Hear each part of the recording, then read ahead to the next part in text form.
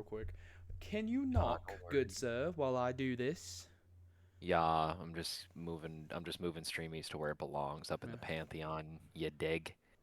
Oh my God. Oh my gosh. I did it again, so I'ma let the beat drop. Anyways, okay, bye. Okay. But actually, okay, hi. Accept. Oh. Ah. Oh shit. All right, Mute, and and share chat.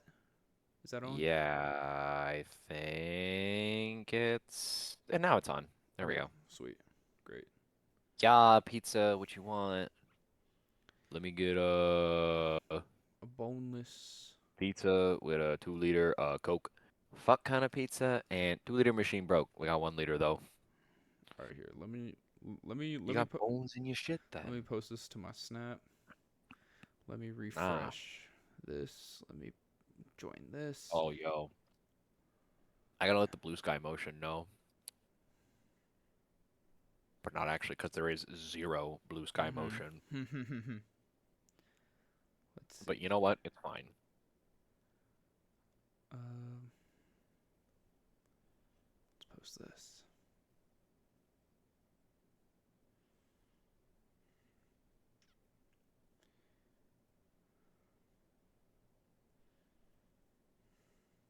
And I know what I want to start today off with. It's Okay. an announcement, but I want to start today off with it. Okay. But I'll Hold on. wait for a second Yes. until Yes. we're I say. I'll wait till we're set up. Let But me I'm just saying, I let me know what we're getting let into me to just start. post this on my main so I can post it on my Oh, story so it hits my Facebook and my wait, my Instagram. NFL scores first. Oh. Right. Oh. We are doing NFL scores first. Okay. I figured it'll take less time and, most of these games panned out exactly how you Yeah. fucking expect. Yeah. Most of them, I should Yeah. True. True. say, True. True. True. True. True. because True. True. Let's see. Let's do this. Let's do. Not. No. Don't delete it. Don't delete it. Um. Oh shit. Copy link. I really should have a quicker way to do this, but I just don't. I just keep my Twitch bookmarked. Well, I do. It's just it's Instagram is stupid, but whatever. It's a meta company. What do you expect? Truk.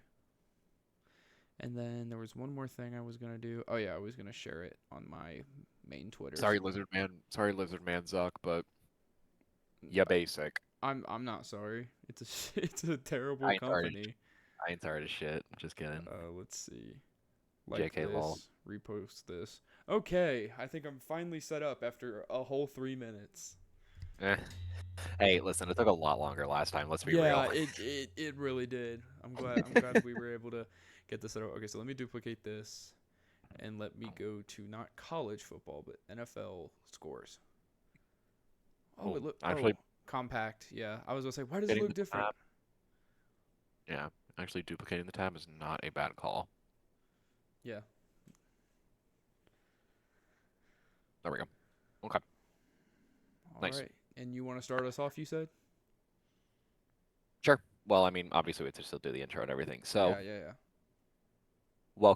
welcome all ye faithful to the Knowing Ball Week 2. We're back, and we're here with now expanded roster. I know the NFL has made the 53-man roster for what we talk about now. We're probably gonna keep doing this where we start with the NFL just because it's a bit smaller of a sample size. A Um, lot smaller of a sample size. Not to cut a you bit off. smaller. 32 at 32 compared to 136. Yeah, Yeah, just yeah. like a minor difference. But Little bit, little bit. so we're going to be starting off with that. But speaking of the NFL, I would like to congratulate the entirety of the NFL and especially the Buffalo Bills and the Baltimore Ravens. And do you want to know why I'm celebrating today? Tell us. We got a scoregami. We did. We did. I actually forgot that happened. Yeah, we 40 did. to 41. To yesterday was a fucking beautiful day. It was. It was a And great also day. because and also because the Ravens lost. But True. We'll get into that. We'll get into that. we will. Oh shit. Oh, brother. Excuse me. All right. So the first game that's here, and of course the one that rings truest to my New Orleans soul, the Cardinals versus the Saints. You know, Okay. I look, all right. I'd love to be like the expert doomer Saints fan. I really would. But honestly, that could have gone a lot worse. 20-13, 300. We outgained them in yardage. We held Kyler Murray to 163 passing yards. That's not bad. Mm-hmm. Like, don't get me wrong. He was 29 of 20, 21 of 29 versus Rattler was 27 of 46. I don't know why the fuck we're throwing the ball 46 times when you have AK in your backfield. But I don't know what we were cooking. Um, but I mean, for how absolutely hopeless this group seems, and I expected it to be a blowout. I didn't expect it to be a one-score game. The defense was really nice, actually. Carl Granderson, I want you to realize this. Carl Granderson, 5 tackles, 1 assist, 1.5 sacks on his own. That's pretty damn good. Yeah. I mean, look, man. You had no expectations coming into this season. Yeah. When you pull off, I'll say a defensive performance like that, but also it looked like Kyler Murray wasn't really true to his element. It actually just came out today. I don't know if you saw this, that Kyler Murray was up with diarrhea at 4:30 a.m. before the game started. Fuck. Um, so I don't want to rain on your parade because I do like how the Saints were executing on offense. That being said, that What the fuck are we cooking? that's probably a factor that why the game was so close. Probably. And I mean, I'm not surprised, but yeah, no, I for mean, a but team that was for a team that everyone was like, "Oh, you're hopeless. Welcome to the Arch Manning sweepstakes." Like, hold on, fellers. Yeah, no, we know week one isn't over. That's why we're just starting with NFL. We are very aware that there is Monday Night Football. We had this discussion internally. Mondays just kind of work out better for us. Um, and also because we kind of, and also as the show goes on, like we'll technically get yeah, updates. we're gonna So get updates. So we can do live analysis. we do know that it's not over. We're not stupid. Well, about Okay, football. I mean, yeah, I was gonna say Yeah, I mean, no balls. I'm, Like I'm, anything else? I mean, look, man. You look at the box But score. The rushing yards really weren't that different between the two teams. Obviously, yeah, you had the big play from Trey Benson that really kind of put it away for the Cards. Um, yeah, you, but you you wish Camaro was a little bit more efficient, but given his age, you're kind of just You're kind of just thankful for what you can get at this point. Um, I mean, you probably like the way Johnson looked. Juwan Johnson, yeah, Yeah. I mean, absolutely. Jawan Johnson I looked like that good. we're using him. Mm-hmm. He's been an underrated part of our offense for Yeah. years.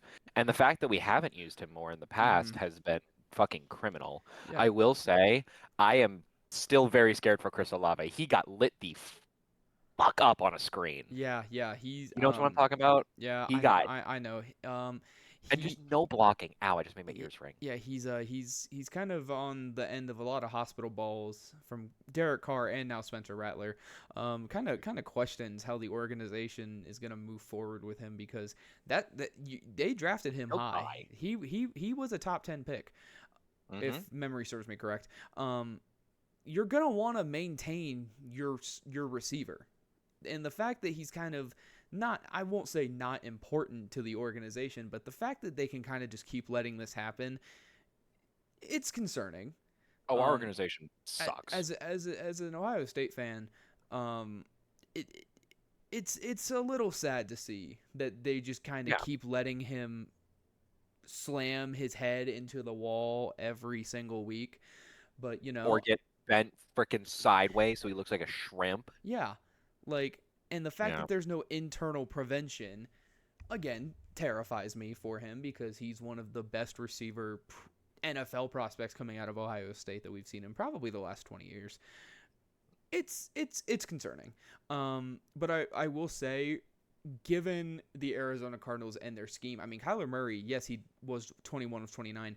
Dude, he only had 163 yards. Yeah, he's not passing. He's not like yanking it 60 yards downfield or anything. Like that's Not just their he's fault he playing built the like a short ball. slinky, bruh. Okay. Well, he was being bent like a slinky. Yeah, yeah, Oh, yeah. I think that's the larger problem is he didn't have these injury problems at OSU. he's putting so much he's being put in terrible situations because of play design. That's my thing. Is you see receivers get hit, you see receivers get hurt. You don't see the concussion level that Chris Olave has received, and if you do, you call those guys retired. Yeah. And so that's my main concern. It also doesn't help that he was targeted 13 times. Rashid Shaheed was targeted 9 times, and then Mm. geriatric Brandon Cooks targeted 4 times. The Saints have I no still wide. don't The pick him Saints up. have no wide receiver core. They did get We Vele have our from. guy- we from have our guys. We have our starters, and that's it. they got Vele from the Broncos, who I thought was actually going to be an underrated pickup for them. Only 2 targets, kind of weird. He was Probably still explosive last year. but, I think yeah, I think granted it is Kellen Moore's right. It's Kellen Moore who's yeah. there. Kellen Moore. Yeah, It's Kellen Moore's first season. yeah. Kellen Moore's Uh, first season. I'm sure there's going to be some wrinkles that need to be ironed out. That being said, I it didn't look terrible, but yeah. I didn't. I looked at this box score after the game, and I'm like, you know what? I don't want to kill myself today. This oh, is fine we're because I we're came into starting this off week strong. thinking like, oh boy, my Sundays are just gonna be miserable. But I Hmm. will say, New Brandon Staley defense, Didn't look terrible. I Def don't mind it. there were First game, with the I exception a with lot the worse. exception of a couple big plays. Yeah, Yeah, that's yeah. yeah. But I mean, shout out Marv.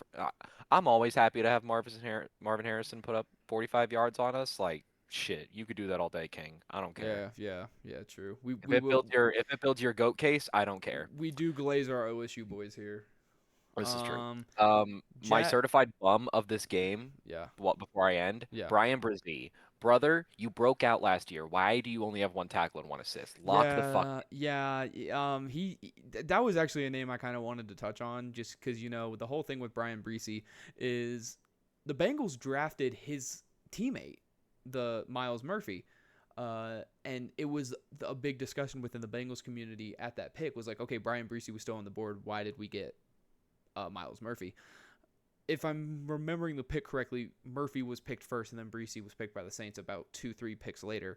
And that The was a second one discussion was for years. Um, of who made out better, and the fact that neither of them have really just stepped up is, I just find it funny. This was an That's Dabo for you. this was an internal discussion that Bengals fans had for so long and are still having because we didn't sign a true defensive edge. We instead drafted Shamar Stewart.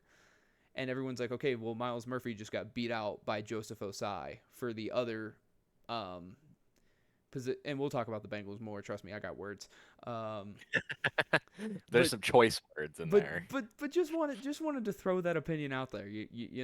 Like of how funny that is. But that's just He me. just it pisses me off how much he hasn't panned out, and it's so like he had one decent year last year, He and that's did, it. and he looked promising.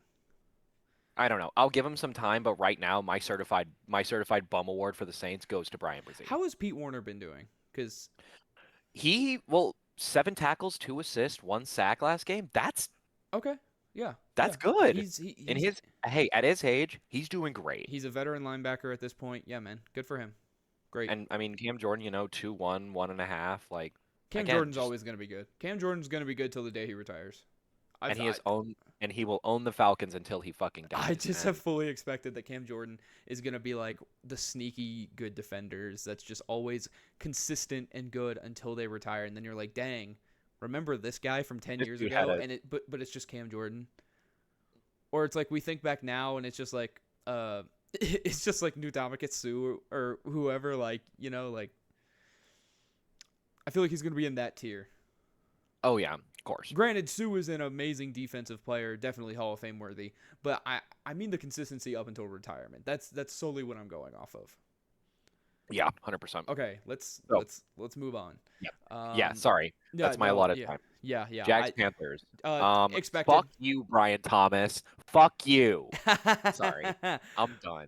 Yeah, no, expected game. The Panthers looked like they kind of had something going for them at the end of last season, but it's really hard to transcend last season into next season when you have an entire offseason, you have a new draft class coming in, and then on top of that, you have the preseason where you're not going to get as many reps. Did That's they a get new coordinators or I am am I? unsure of the Panthers' moves internally. Granted, just I'm not one of the 7 Panthers fans that are still around, so I actually don't know. Yeah. I do know they signed a Oof. couple offensive lineman extensions. They got They they needed they to. they had Thielen last year, traded him back to Minnesota, signed Hunter Renfro, and this was something that I actually had to explain to some people. He was on the summer squad, got cut.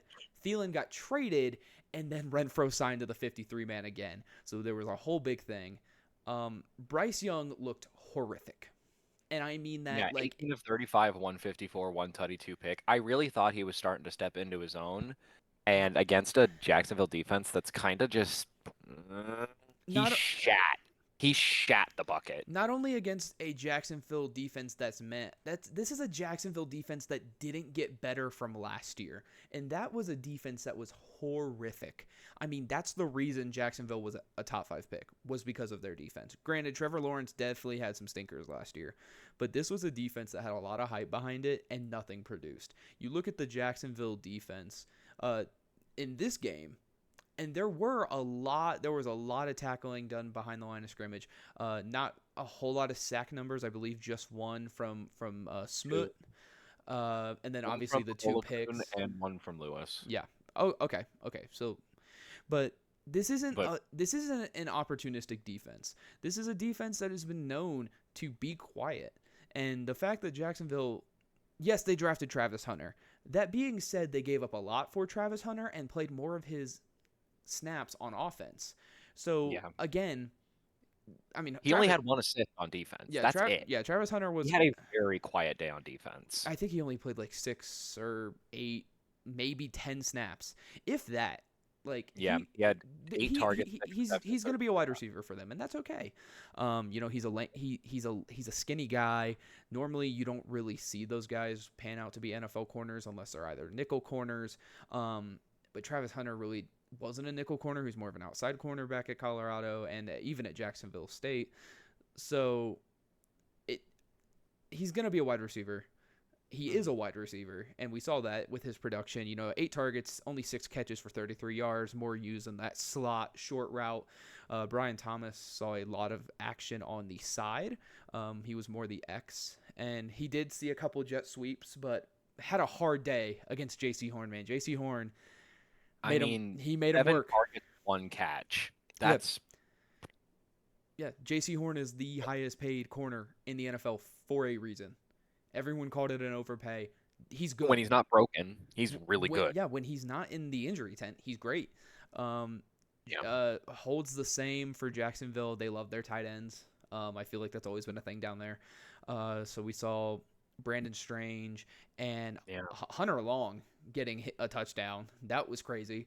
Hunter Long touchdown in 2025. But the Carolina offense didn't look awful. I mean, they just shot themselves in the foot so much. Yeah, I mean, you look at these. I want to highlight in the box score or in the drive, like play-by-play. Yeah. There are 6 drives in the middle of the game. Yeah. 2 plays, 9 yards, 42 seconds, pick. 9 plays, 39 yards, 4.5 minutes, punt. 5 plays, 28 yards, minute, fumble. And then they didn't score, and then they didn't do anything in the third quarter. Turnover on downs, punt, turnover on downs. Yeah, no, and what I mean when I say the Panthers and then the game on a pick. Yeah, and what I mean when I say the Panthers didn't look terrible is if the running game was getting established, there were successes in the past, but for this bad of a defense, it should have been more than that. Not enough. No, if you're gonna throw the ball 35 times and you're gonna get 154 out of it, that's not gonna be enough. And the same goes to Jacksonville. Trevor Lawrence threw. Completion is just not. Trevor Lawrence went 19 of 31 for 178, and he did throw a pick. Hmm. against the Panthers defense that has some keys. But you got to remember, But this is only the second season removed from arguably their best defensive player on the roster, Brian Burns, and they haven't really filled the hole in the pass rush, no, like at all. it's so weak. Like even the Saints' shitty O line last year gave gave them so much time against the Panthers. Yeah, and you know the Panthers went out this offseason and drafted Teteroa McMillan, 9 targets, 5 receptions, 68 yards. Very solid His first long being day. for 21. If you're a rookie, that's a good day. Um, That is a very good there day. was If you're a the leading receiver on day one, yeah, you're good. yeah, no, you're good. Hunter Renfro, 6 targets, only 2 receptions. Xavier Legette, 7 targets, 3 receptions. Definitely outside of McMillan, there is a wide receiver issue still to be addressed, and they got rid of Thielen. They gave Thielen back to Problem. Minnesota. Not really sure how that was gonna pan out. Excuse me. I give a shout out to Travis Etienne on the Jacksonville side of the ball. A lot of people saw his down year last year and did not draft him. I was not one of those people. I drafted him and Bigsby, and it seems like Mhm. Jacksonville's going to be running the ball a lot this year, especially against teams that have these really high pressure corners like J.C. Horn. I assume, obviously, the Jaguars will go and play Tennessee. Tennessee always has a decent secondary, and then same with the Colts. We saw the Colts shut down the Dolphins this weekend, so Jacksonville running game's gonna definitely see some more improvement, and I think with Yeah. time as the O line kind of gels together, it'll be People will better. start to realize that selling their stock in ETN was not a great idea. That being said, this is still the Carolina Panthers. I want to just put a Yes. little bit of emphasis on that. That being said, Yes. I'm really high on Travis Etienne. I always am high on Travis Etienne. So the fact I could get him in like the 12th round this year in fantasy was kind of nice. As my wide receiver or as my running back four. Yeah. So yeah, you know, definitely think that the Jags are going to be a competing team. I in no way, shape, or form The think. AFC South is just really shit, and just Yeah, anybody can win that yeah, this yes, yeah. year. You know, Like I wouldn't be surprised if they win the division this year. I really wouldn't. But uh, they'd be like a solid like 9-8 team, maybe. I would be. They still have a very glaring issue on defense, and we're gonna talk about the team that I think is gonna win it, even after one game. Um, it's, but we'll get to that later. Yeah. All right. This is a weird fucking division, Yeah, man, it but always is. It's always whatever. weird. It's always weird. Okay. Oh boy. All right, I'm gonna go get some more barbecue sauce for my fucking nuggets while you talk about this. Yeah, I'm gonna talk about this game. Okay, and we're repping the Bengals, uh, GLD or GDL, whatever it is. We're repping the Bengals chain today. The Cincinnati Bengals were outplayed by a mile by the Cleveland Browns on offense. A mile. This is a 40-year-old Joe Flacco against prime Joe Burrow. And Joe Flacco threw the ball 45 times for 290 yards, 1 touchdown, and 2 picks. And if you see the box score, you're going to look at this and you're going to think, wow, how did Joe Flacco, an experienced NFL quarterback, Super Bowl competing quarterback, how was he going to throw the game away like this? He didn't. Harold Fannin and Jerry Jeudy did that for him. I haven't seen luckier interceptions probably in my life. The Bengals walked away with this one shockingly, in a shocking defensive fashion. The Bengals won a game, which is insane to me. Not their MO. No, it never has been. We have never been a team in the last 5 to 7 years that had this, granted, the Super Bowl run. But on top of that, the offense was also stellar. This is a dogfight game that I haven't seen the Bengals participate in and actually come through victorious in a long time. Especially especially with the first 3 games, Zach Taylor. Yeah, and this is week one. This is a division rival. We do not do well in these games historically. Under the regime of Zach Taylor and friends, we we stink it up in the first 2 weeks. It's proven. I think, but excluding this game, before entering the season, in the first 2 weeks under Zach Taylor's 5-year span, we were 1-9. Just want to throw that statistic out there. Joe Burrow looked like shit. And what I mean by that is there are a lot of plays he missed. And he had the time, he had the play. There were 2 times where I looked at the screen and I'm like, Joe Burrow just missed a touchdown. And it was on the slant in the third quarter that led to us kicking a field goal. We were down 14-16. And Joe Burrow missed. He first of all, he threw it into a double covered slant, but underneath, Ja'Marr Chase had beat his man by a step and a half. Ja'Marr Chase could have taken that ball, drove straight up, and that's a touchdown. The safety was over toward the middle. And on the opposite side of the field, on the left side of the field, T. Higgins had beat his man on a streak. Oh, no, excuse me. That one was a comeback route. That one was a comeback route designed to be a comeback route, and then he would go off as the corner tries to reestablish himself, which T scores on all the time. We saw that last year. So that's just 2 moments in one play. There was another time where Joe wasn't really even under any pressure. The play was still developing, but instead he chucks it to Chase Brown, and Chase Brown was like, I don't know, maybe 1 or 2 yards. There was just a whole lot of this game where Joe didn't look comfortable, and I get it. Myles Garrett is his favorite, Joe Burrow is Myles Garrett's favorite target. Mm-hmm. Myles Garrett loves playing against Joe Burrow. He loves playing against them white boys. That being said, there were times where Joe just didn't look like himself. And I don't know if something else is going on, but whatever. But at the end of the day, you can't excuse that. This is a division game. Yeah, this is a division game against a weak Browns team. And they showed you guys up bad. T. Higgins, 4 targets, 3 receptions. Noah Fant, 5 targets, 4 receptions. Ja'Marr Chase, 5 targets, 2 receptions. Ja'Marr Chase. Yeah, that's the problem. Ja'Marr Chase was getting covered by Greg Newsome and Denzel Ward. This happens every time we play them. That is their favorite game of the year, is to go against Ja'Marr Chase, because Ja'Marr Chase talks, as he should. But Greg Newsome and Denzel Ward are probably a top 5 cornerback duo in the league, if not top 3. They're both very good players. I'm very scared every time we play them because they are both just pick machines, and they're good in man coverage, which is normally how the Bengals excel because we are normally a fast team. I will shout out Noah Fant getting his first touchdown as a Bengal. I was really happy with this signing. Him and Gesicki are proving to be a great tight end room already. Samaje Perine back in the stripes, got 2 catches for 6 yards. But I mean, you look at the other side of the board, and I know my screen doesn't show it. Don't worry about that. It's on my stream, trust. Jerry Jeudy, 66 yards. Dylan Sampson. First of all, Dylan Sampson having a combined 93 yards is a problem. It's nuts, yeah. Harold Fannin Jr. And also 8 of 8. Shout out Harold Fannin Jr.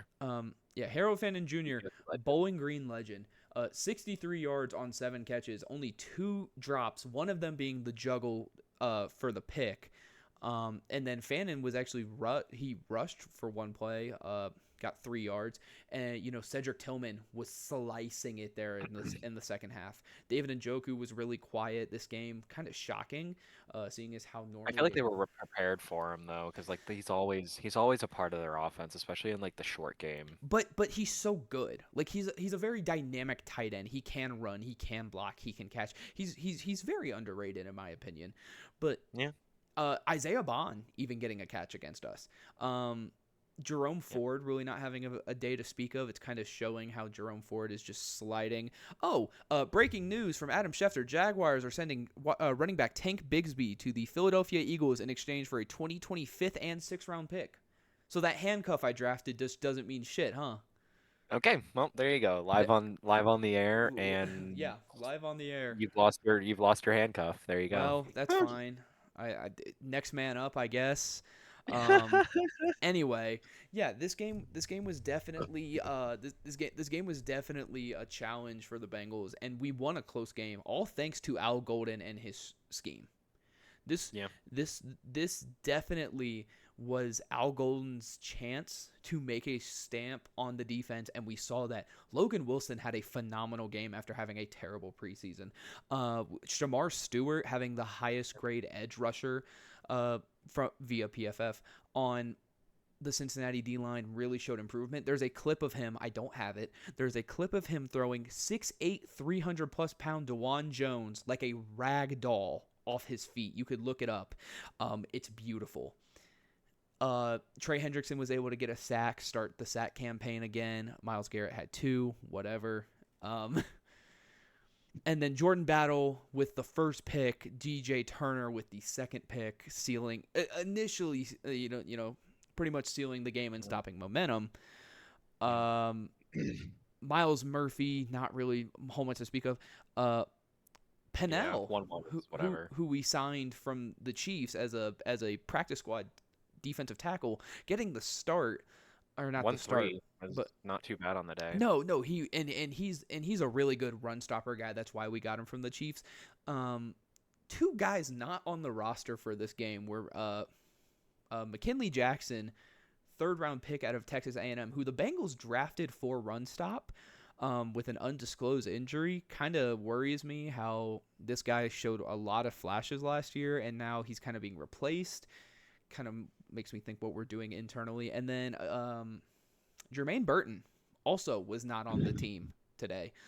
He was not on the 53-man going into this game, kind of showing like, okay, what's going on with the Bengals offense? What are we doing? But then, there were no other wide receiver catches besides Chase and Higgins. Everyone else was either a tight end or a running back. Kind of just a bunch of question marks around the offense. Zach Taylor has openly addressed that, saying, hey, we're going to need to do better on offense. The defense held it down. We don't win games like this normally, so the offense has to play better. And I completely agree. The offense can play better too. Should so play like better. that. Mm-hmm. I'll even go far as the offense should play better. And this is a team that is going up against a Jacksonville team off of a win in Cincinnati, the home opener. This is going to be big. This is going to be a statement game already for Cincinnati. If they can start off 2-0, that's going to put a lot of momentum on this team who is normally sluggish and doesn't pick it up by week 6. That's going to put the wind in the sails of a team that believes they can go to the Super Bowl. Granted, every team. Then you get that same momentum as per usual in the late season, and you start to really build a campaign for a playoff run. Exactly. 100%. You hit the nail on the head there. I definitely think if they beat Jacksonville next Sunday, then this team is going to start rolling. Yeah, this seems not really gonna have a hard time rolling. Week 3, I forget who we play, but I know week 4. Yes. Minnesota, Denver, Detroit is the next 3 weeks. I know Detroit's week 4. No, they're week 5. Denver's week 4. No, that's what I said, Denver. Oh, I heard Detroit week 4. Sorry, brain. Maybe I said that. Who knows? No, Denver is week 4. I know because they're here, and I'm trying to get tickets, but I can't find tickets. And then, bro, just get to the nosebleeds, like dead ass. Yeah. I might. We'll see. We'll see if I can go see the Bengals in Denver. If you get seats like what I got in Ohio Stadium, look, kind of fire. Yeah, no, I won't be mad. Okay. Kind of fire. Basically, closing remark on the Bengals is offense should have played better. We won a close game. We won a defensive game for the first time in what feels like a million years. And also a season opener. For the first time and also a season opener for the first time since 2021. Last time we did that, we went to the Super Bowl. Jesus Christ, 2021? Really? Yes. Fuck's sake. Should have been last year, but guess who we blew it to? The Pats. Speaking of which, great segue. Anyway, great. Yeah. You know me. Great segue. This was the battle of ass, but it was a beautiful battle of ass. I don't know, man. Geno Smith looked really fucking good in this game. Brock Bowers 24, 34, 362, 1-1 against I gotta say, a Pats defensive unit that I thought was pretty underrated. I will say there was no Christian Gonzalez in this game. Let that be perfectly clear. There was no Christian Gonzalez. No Gonzo, that does change the narrative a little bit. But, I think both quarterbacks looked really good. a lot of passing, both going 1-1 and touchdowns and picks, almost 300 yards for both of them. Oh, Drake May did throw a lot more passes though. Yes, he did. So, a little more inefficient, but when you have a receiving core where it's that Kendrick, I don't even know how to pronounce his last name. Kendrick Butt, I don't care. I think I don't know Um, if it's Booty. Butte or I don't know Boot if it's Butte, Butte, Booty, Butte. I have no idea. I don't care. When you have Kendrick Butt leading your receiving core, yeah, that's some certified buns. He is a very skilled player. He is. Because just being a Celtics fan, I have a lot of Boston mutuals. They are really high on this guy. Which is interesting, but hey, Um, yeah, like we saw, and I mean, there were things to like and dislike about both sides. yeah, Offensively, the rookie running backs obviously being the lead rushers for both teams. Ashton Genty getting his first touchdown. Welcome to the NFL. welcome to the NFL, buddy. Henderson though. Hey, almost 5 yards a carry. Like, True, but then that makes me question also the receiving. why did Stevenson get 7 carries? Why did Gibson get a carry? Why did Demario Douglas get a carry? These are just Yeah. questions around Mike Vrabel's offense where you don't you, Like, why are you passing the love around to people that are clearly performing worse? this is a guy who ran this Tennessee Titans team a couple years ago with Derrick With Henry Derrick and Henry. gave the Yeah. ball 30 times to D-Hen.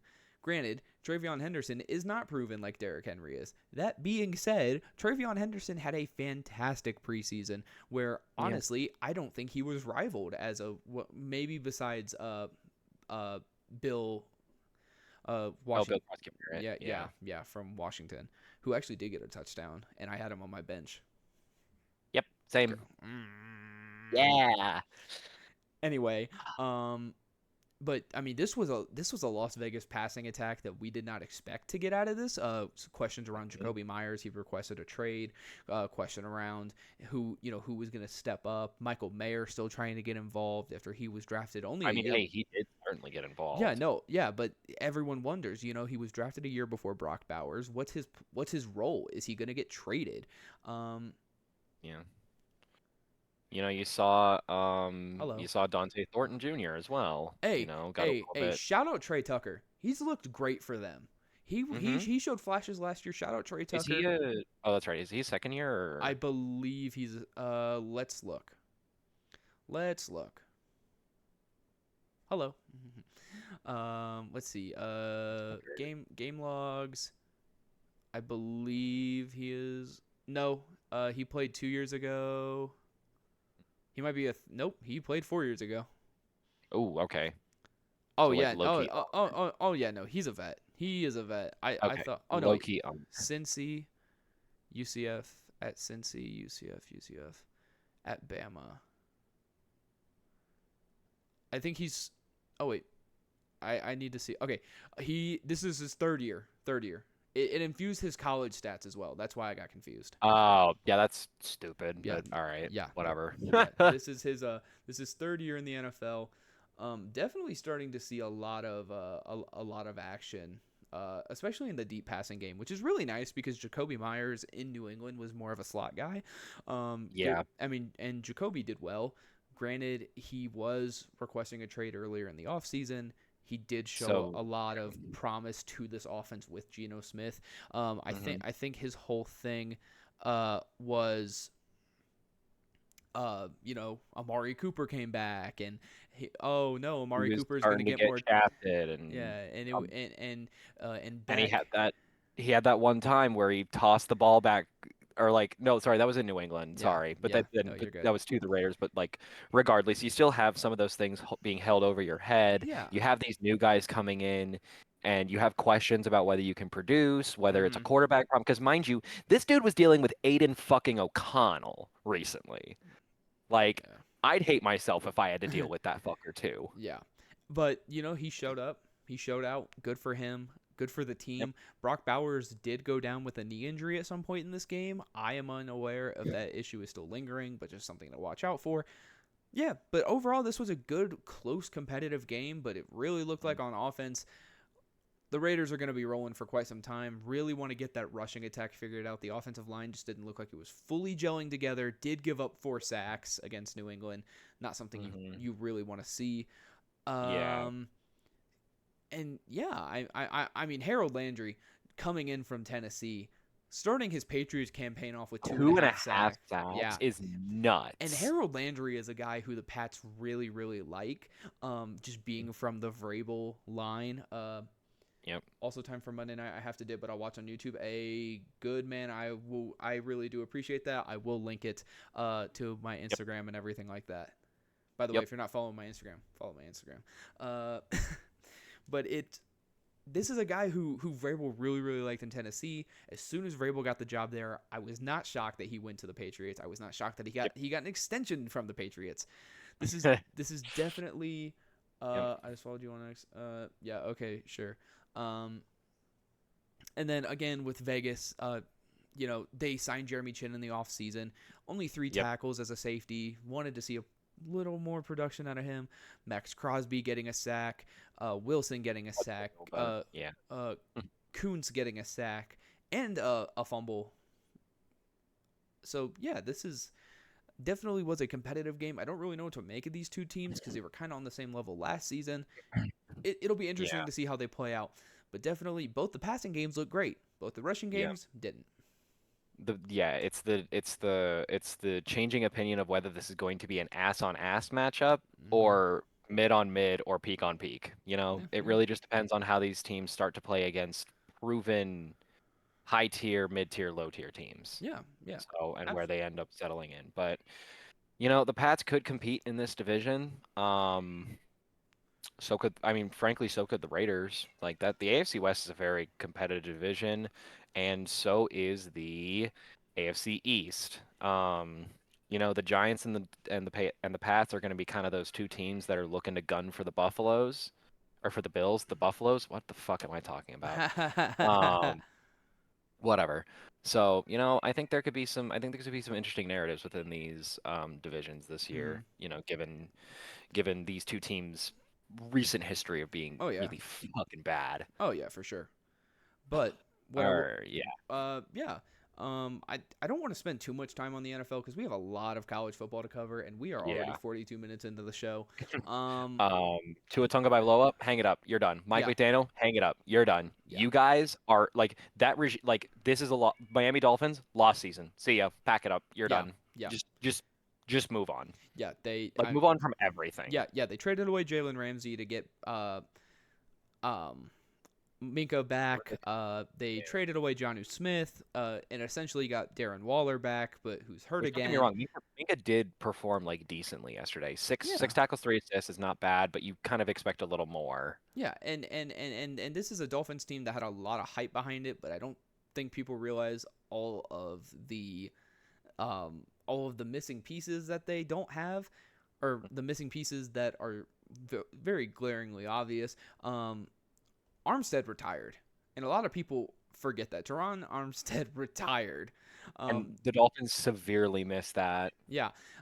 This is a Colts defense where Lou Anarumo shined as his first defensive coordinator spout in a true NFL game. That makes me really happy for him. Maybe it wasn't Lou Anarumo last year ruining the Bengals. maybe it was other things. We saw Kenny Moore. I think that's his name, Kenny Moore. Corner. I beleave. Yeah. And we saw Kenny Moore all over the field. Chase Bynum was able to get a pick. Latu, second year man out of Laiatu out of UCLA, with a very impressive game. With a pick and was applying a bunch of pressure. That's not going to show up on the box score. The Dolphins, obviously Bradley Chubb will be there to get a sack every game, but not really much to speak of. I don't think he did. He did. Oh, he did. He got one. Dolphins. I'm looking at the wrong numbers. Yeah, the Dolphins secondary continues to be really bad. And you think, hey, they drafted Kenneth Grant out of. No, Yeah, yeah, yeah. They drafted Kenneth Grant out of Michigan. Really expected him to kind of step up, apply more pressure, be a bigger run stopper for them, which didn't happen. There was a lot of offense on the ground for the Colts, and not only that, Jahade Barron was Tyler there for Warren them. also looked really good. Who? Tyler Warren looked really good. Oh yeah, no, he looks great. He looks like he's going to be flesh in that offense. Daniel Jones is a perfect quarterback, I think, to help him grow because Daniel Jones loves the short game.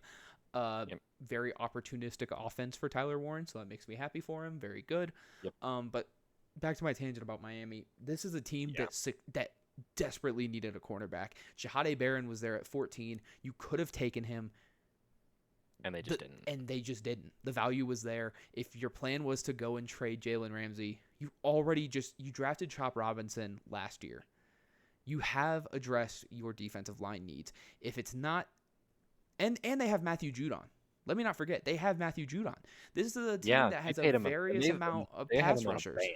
Yeah, this is a team that has a lot of pass rushers, not a lot of defensive back help, and with a team that plays in the heat, you're going to be more prone to injury. I don't see where the Miami Dolphins are really going to go after this. Something has to change. They're a directionless organization. They need a full Thanos snap reset because this era has been nothing but disappointing for them. Yeah. Tyreek Hill is regressing. He will take the next steps down. Tua is not getting any better. Jalen Waddle is plateauing. Yep. Something has to change. Like these guys only your top two wide receivers that were like an amazing duo just a couple years ago. Even like last year, you could have said the same thing. Yeah. 40 yards and 70 combined yards for two of what should be some of the best wide receivers in the NFL it doesn't cut it. No. It truly does not. With how your offense has functioned within the past couple of years of being a insanely pass heavy offense, and you go for a lot of those deep balls. And you know that Reek is going to get out there because he's one of the fastest players out there. Mm-hmm. Oh, yeah, absolutely. At this point, they're not doing that. Because the thing is, you're playing with Tua, and if you try to give him time, O-line's going to break down. Obviously, you're going to get these pressures. He's going to scramble, and there's going to be problems. And we've seen those problems manifest in all those concussions. They either keep him alive or they let him die. And Reek and Waddle go for 1,000 yards apiece, but then Tua gets hurt, and then you're downgrading to Zach fucking Wilson. Yeah. No. So I think they're in a situation where they can't win because they have to play careful, but they play too careful so that he doesn't get injured, and it's just they're stuck in limbo. They need a reset, genuinely. And I think Shane Steichen is running a good system over there that I think might be better than people were giving him credit for. I will say all that because this is a Dolphins defense that just doesn't have it together. I don't know if this is a defensive coordinator issue or anything like that. I do think the Colts have the pieces, but it will ultimately boil down to what can the quarterback produce. And we've seen this out of Daniel Jones. We've seen him be okay. We've seen him be serviceable. And then you ask him to be like, hey, you need to make better throws. Hey, you need to be more adjustable. You need to help us win. He doesn't do that. So I think as a game manager for this game, Daniel Jones did exactly what he needed to. I'm not super high on the Colts, but then again, this whole division doesn't look good. But that's just me. All right. Yeah. I don't really have any. That happened as expected. Yeah. Yada yada. Peak 1 p.m. game. Steelers Jets. Oh my God, this game was so good. This game was so good. The Justin Fields legacy game was ruined by the defense, and I'm pissed about it. Yeah. I'm fucking pissed about it. Yeah, he looked great. Garrett Wilson looked great. Breece Hall looked really fantastic. Good. The Steelers, Aaron Rodgers and DK Metcalf settling in nicely. You have Jonnu Smith playing at about the same level he was last year, if not better. Jalen Ramsey made a lot of statement plays. It seems like all the new faces in Pittsburgh are really pairing up well with the guys who are there. And this is a Steelers team that was down Joey Porter Jr. This team can be a lot more deadly on defense. Calvin Austin shined really, really well. Pat Freiermuth, Jalen Warren, everyone did their job. I kind of forget Darius Slay is on the Steelers now. Actually, because he got cooked. That's why. Darius Slay did not look good. I will say that is one of the new faces who didn't look good on this team. But Patrick Queen looked great. Juwan Thornhill played very well. Jalen Ramsey played well. like I said, Joey Porter Jr. was in for just a little bit, but then was Yep. sat for the rest of the game with an undisclosed injury. And then you Did Cam Hayward had, get injured? I can't remember. I feel like I heard something about that. I'm sorry, Cameron Hayward. Cameron Hayward was injured for a couple of the series, yes, but he ultimately came back in. T.J. Watt doing T.J. Watt things. Shockingly, no sack.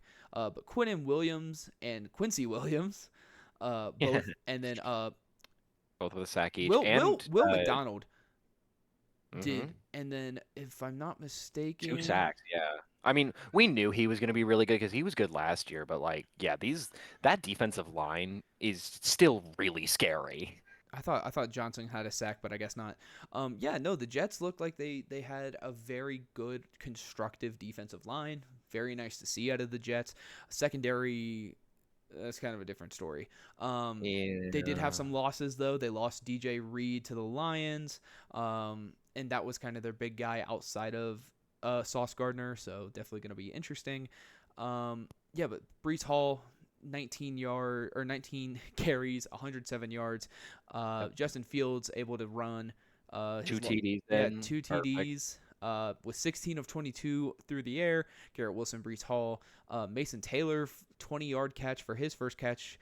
Jeremy Ruckert getting involved, kind of piecing all the OSU pieces back Always two together. guys together. Yeah. Yeah, That old 2019 offense. yeah, definitely think this is going to be a Jets team that's going to be more competitive against a really tough opponent in the Steelers. They're not going to look as offensively inept because Yeah. I think this was the first time that they hadn't punted in a half in like years. Oh yeah.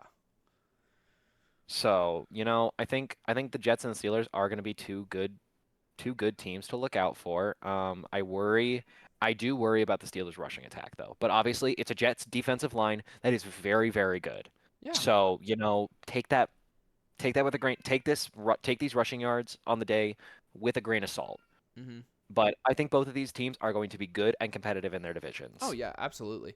Um, 100. yeah, the Steelers are always competitive. I think with Yeah, the a question 9-8 marks. demon magic, Yeah, but I think with all the question marks surrounding the Dolphins, especially, and as well as the Patriots, Jets definitely have a chance to sneak into the second spot of the AFC East. I don't see them really competing for a playoff spot. There's a lot of playoffs teams in the AFC, but definitely have the good. chance to be competitive, be a little spoiler maker.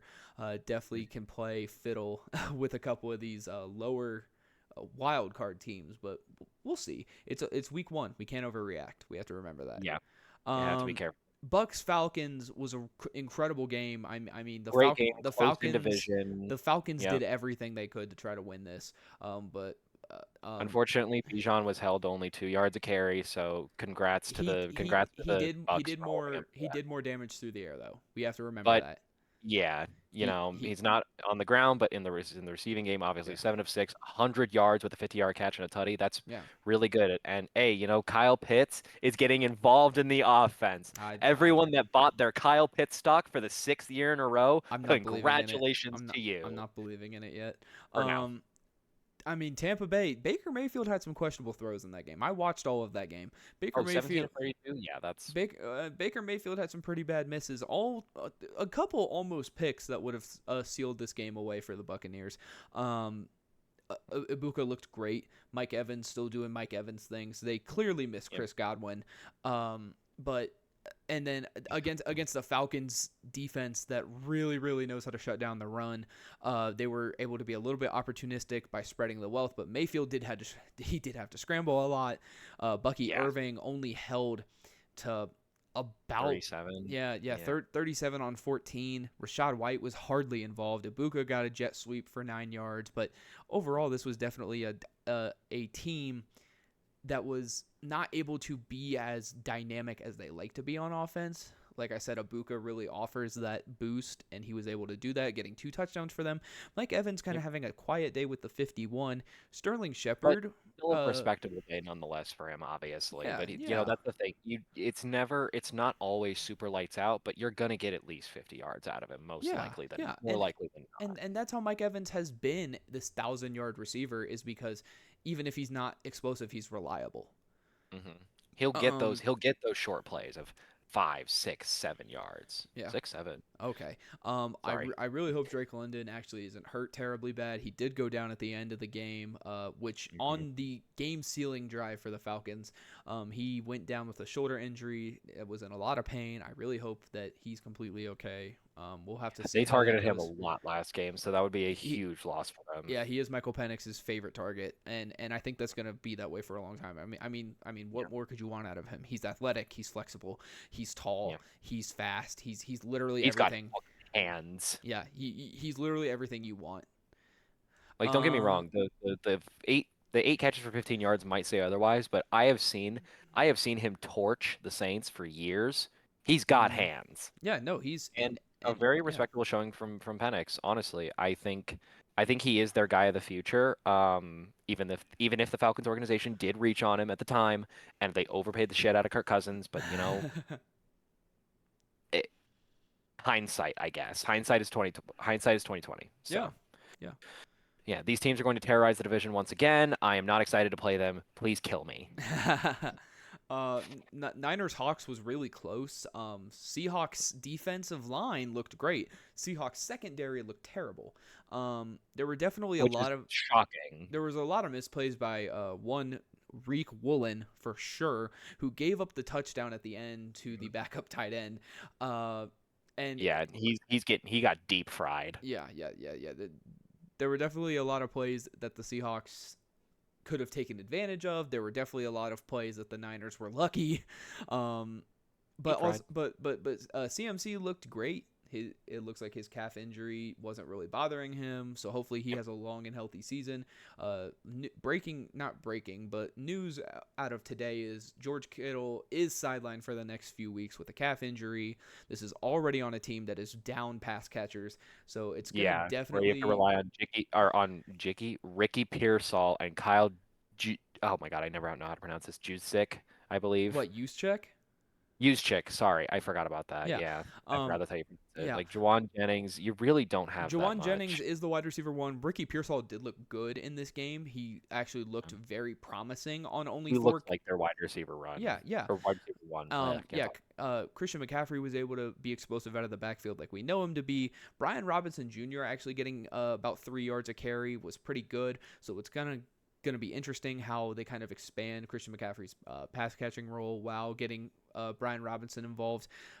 There's definitely a lot of question marks around this Niners team. Brock Purdy also seemingly not going down with an injury, but is now injured Just post. nursing something. Yeah, his shoulder and his leg. So JSN doing pretty much all the work in the passing game for the Seahawks. Cooper Kupp really wasn't given the opportunity. Yeah. Edwin Arroyo, 1 catch, 7 yards. Kenneth Walker has kind of been silent since his rookie year.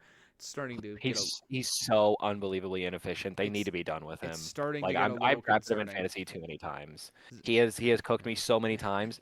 And like you're supposed to be like a pretty good running back. How are you only getting 2 yards carry?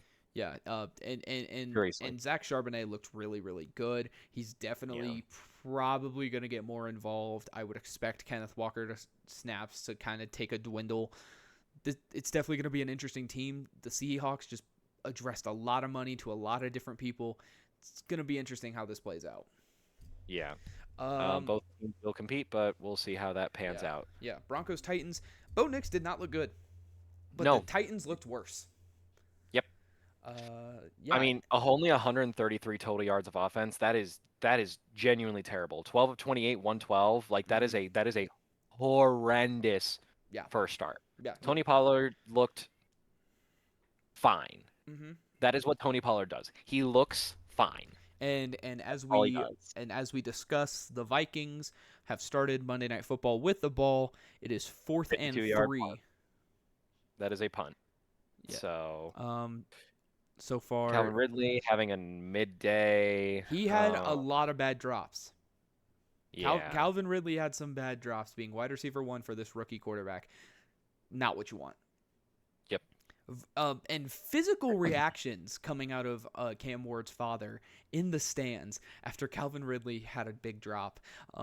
Definitely a lot of question marks around a Brian Callahan-based offense that we saw succeed in Cincinnati. Granted, you don't have all the pieces that Cincinnati did, but you gotta This think is a for a minute. terrible first. I mean, this is a terrible, terrible first start. Yeah. I'm not and the Broncos who were supposed to be this elite defense, this great offense with Bo Nix taking a surge. We see him kind of taking that step back that CJ Stroud had in his second year. A lot of question marks around this Broncos team that was really, really graded high in the offseason and even predicted by some people to win the AFC West. Definitely a team where there's more question marks than answers. Yeah. We're going to have to see how they play out in the next few weeks because they don't have an easy schedule. Their next game No. being against the Colts. So we'll kind of see how both those teams favor. Yeah, Coming out. it did not help that in the fourth quarter they kind of started to struggle down the stretch. Mm-hmm. Obviously two turnover on downs. You don't want to you do not want to see that No, no, late in the game. You do no. not want to fall off like that. I think this game could have definitely gotten more out of the Titans' hands Mm-hmm. if the Broncos were more efficient, True. And, which I think they need to address that issue of the turnovers and the efficiency. I think those are well, the two things that if well, I was going to yeah. that locker room, I'd be like, Well, I what mean, the fuck are we doing on well, well, these crucial well, downs? well, well, not to kind of be a dick here, but like, yeah, that's what you're gonna do every game. Yeah, of Um, course. but there are definitely more question marks around this Broncos team that shouldn't have been there for sure. Mhm. Um, they are missing Dre Greenlaw. He was replaced. And then they're, you know, granted, that's fine. That's a big key linebacker. But I mean, you still had it was Jahade Barron's first game. There, RJ Harvey looked great though for the Broncos. Yeah, He looked good. There were some plays that he made that I was actually really excited for him. yep. He looked all right. I think J.K. Dobbins did, fine enough He was for serviceable. the job that he was asked to do. He did it. Yeah, he was serviceable. So, D- yeah, I we'll see how these teams pan out, I but I I expect RJ Harvey to be the running back one in 5 weeks. yeah, absolutely. Yeah, Like I really do. I love J.K. to death. I really, really do. But, I think RJ he's just Harvey's getting to just that part of his career. yeah, RJ Harvey's just better. He's just a younger Yeah, guy. he's younger, he's better, he's faster. That's all it is. This is truly Um like the Cars 3 he's fading. Lions, Lions are oof, they miss Ben Johnson. they They really, miss Ben really miss Johnson. him. The Lions were pretty one-dimensional this game. They couldn't get any run. Micah Parsons looks at home with this Packers team, and this is a Packers defensive unit that gave up Kenny Clark. You couldn't notice that in the defensive tackle room. They were all getting pressure against the Lions. Granted, this is a team that lost not only Zeitler, but also what is the other guy's name? He went to the Titans, or did Zeitler go to the Titans? One of them retired. One of them went to the Titans. Let's see. Oh, didn't the Lions center? It was the Lions center Frank Ragnow retired, I believe. Yeah, or no. Wait, hold on. Was it Ragnow? Let's look at the Lions' offensive line real quick. Uh, all right. Well, let me look at their depth chart actually. On June 2nd, 2025, Ragnow posted a farewell post on his Yeah. Instagram, which announced Okay. his retirement after Okay. 7 seasons. Yeah, So, yeah. So Ragnar retired and Zeitler went to the Titans. Yeah, And so they're missing those you still guys. have Taylor Decker and you have Penei Sewell, but you have Graham Glasnow as your new center. And then Tate Ratledge at right guard, who was drafted in the second round, who the Bengals were supposed to get, but I digress. Tate Ratledge looked good. But again, you're asking him to do a lot against Micah Parsons and company. And we did see the Lions fumble under the pressure, not maybe in the literal sense, but they were not Yeah. holding up like they would last year. No. This is a team that looked lost, kind of probably built their offseason hype a little on what last season was and not what this season is. Montgomery and Gibbs looked okay. Inefficient, for Bruh, sure. Jade said valid points so far. Thanks, Jade. But I mean, the Packers looked great. Jordan Love, Yeah. he definitely had a couple questionable throws. But Josh Jacobs was kind of stuffed all game. There were only a couple plays where he really broke for, able to get a touchdown. Romeo Dobbs looked great. Jalen Reed looked great. Tucker Kraft was very serviceable in this game. Matthew And Golden getting his first 2 NFL catches, and then kind of Yep. just spreading the love to everyone else. I think the Packers are going to go into this season again with the mentality of there is no true wide receiver one. It's just whoever Yeah. is stepping up. No Whoever Christian. wants to step up that day, yeah. Is Christian Watson hurt? Probably. I would not be shocked. Because he wasn't in this game. Um, Christian Watson. Um. is he not even on their depth chart? Okay. He tore his ACL in week 18. That's what it is. Oh, He so is. he's still He is. rehabbing. Oh yeah. He's on the pup list. Never mind. Never mind. Okay. Okay, he's on the pup list. Yeah. As Well, we are talking, the Bears are now in the red zone at the Minnesota 13. Caleb Williams is 6 of 6 for 50 yards. Swift 2 carries, 4 yards, and the leading receiver is Romeo Odunze, 1 catch, 17 yards. okay. Makes Now sense. on the Minnesota 7, 2nd and 4, Ome Zacchaeus with a 6-yard catch. Anyway, So I think the Packers are. I think that Packers game showed everyone that like, yeah, we're legit. This is the season that you probably think it's going to be, at least for now. they traded for Micah. They gave up Kenny Clark, but he was aging. 2 first-round picks, whatever. This is They're saying this is our window. yeah, We're yeah, taking it now. yeah. They see And the the end. Lions, they have question marks. Yeah. They need to figure out their offensive identity without Ben Johnson because you can't pass the ball 39 times in a game like this Oh yeah, and only get 225 yards out of it. You just yeah. they need to figure out how to flesh out their offense again. Oh yeah. Yeah. This is I wouldn't say there's gonna be like any rebuilding or anything like that in Detroit, but definitely there are gonna be retooling. There's probably gonna be a couple roster moves that I would expect. I will say, is it Tesala, the rookie wide receiver in Detroit? That's a good question. Let me see if he played today. I didn't know if you had the box score up. I have it up now.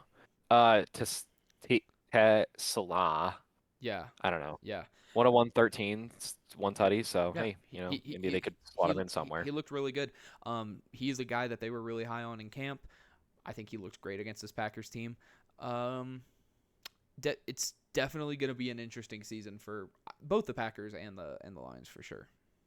We have to see if the Lions' window is now closed or not. I don't think so. They still have Aiden I doubt Hutchinson. it. They still have DJ Reader. They still have all these very good. They still have Brian Branch. They have Who, by the way, had a pretty decent game today. and if then I they got remember DJ Reed from the Jets. They have Teron Arnold. This is a defense that's going to be good for a long time. I do not Yeah. see this defense.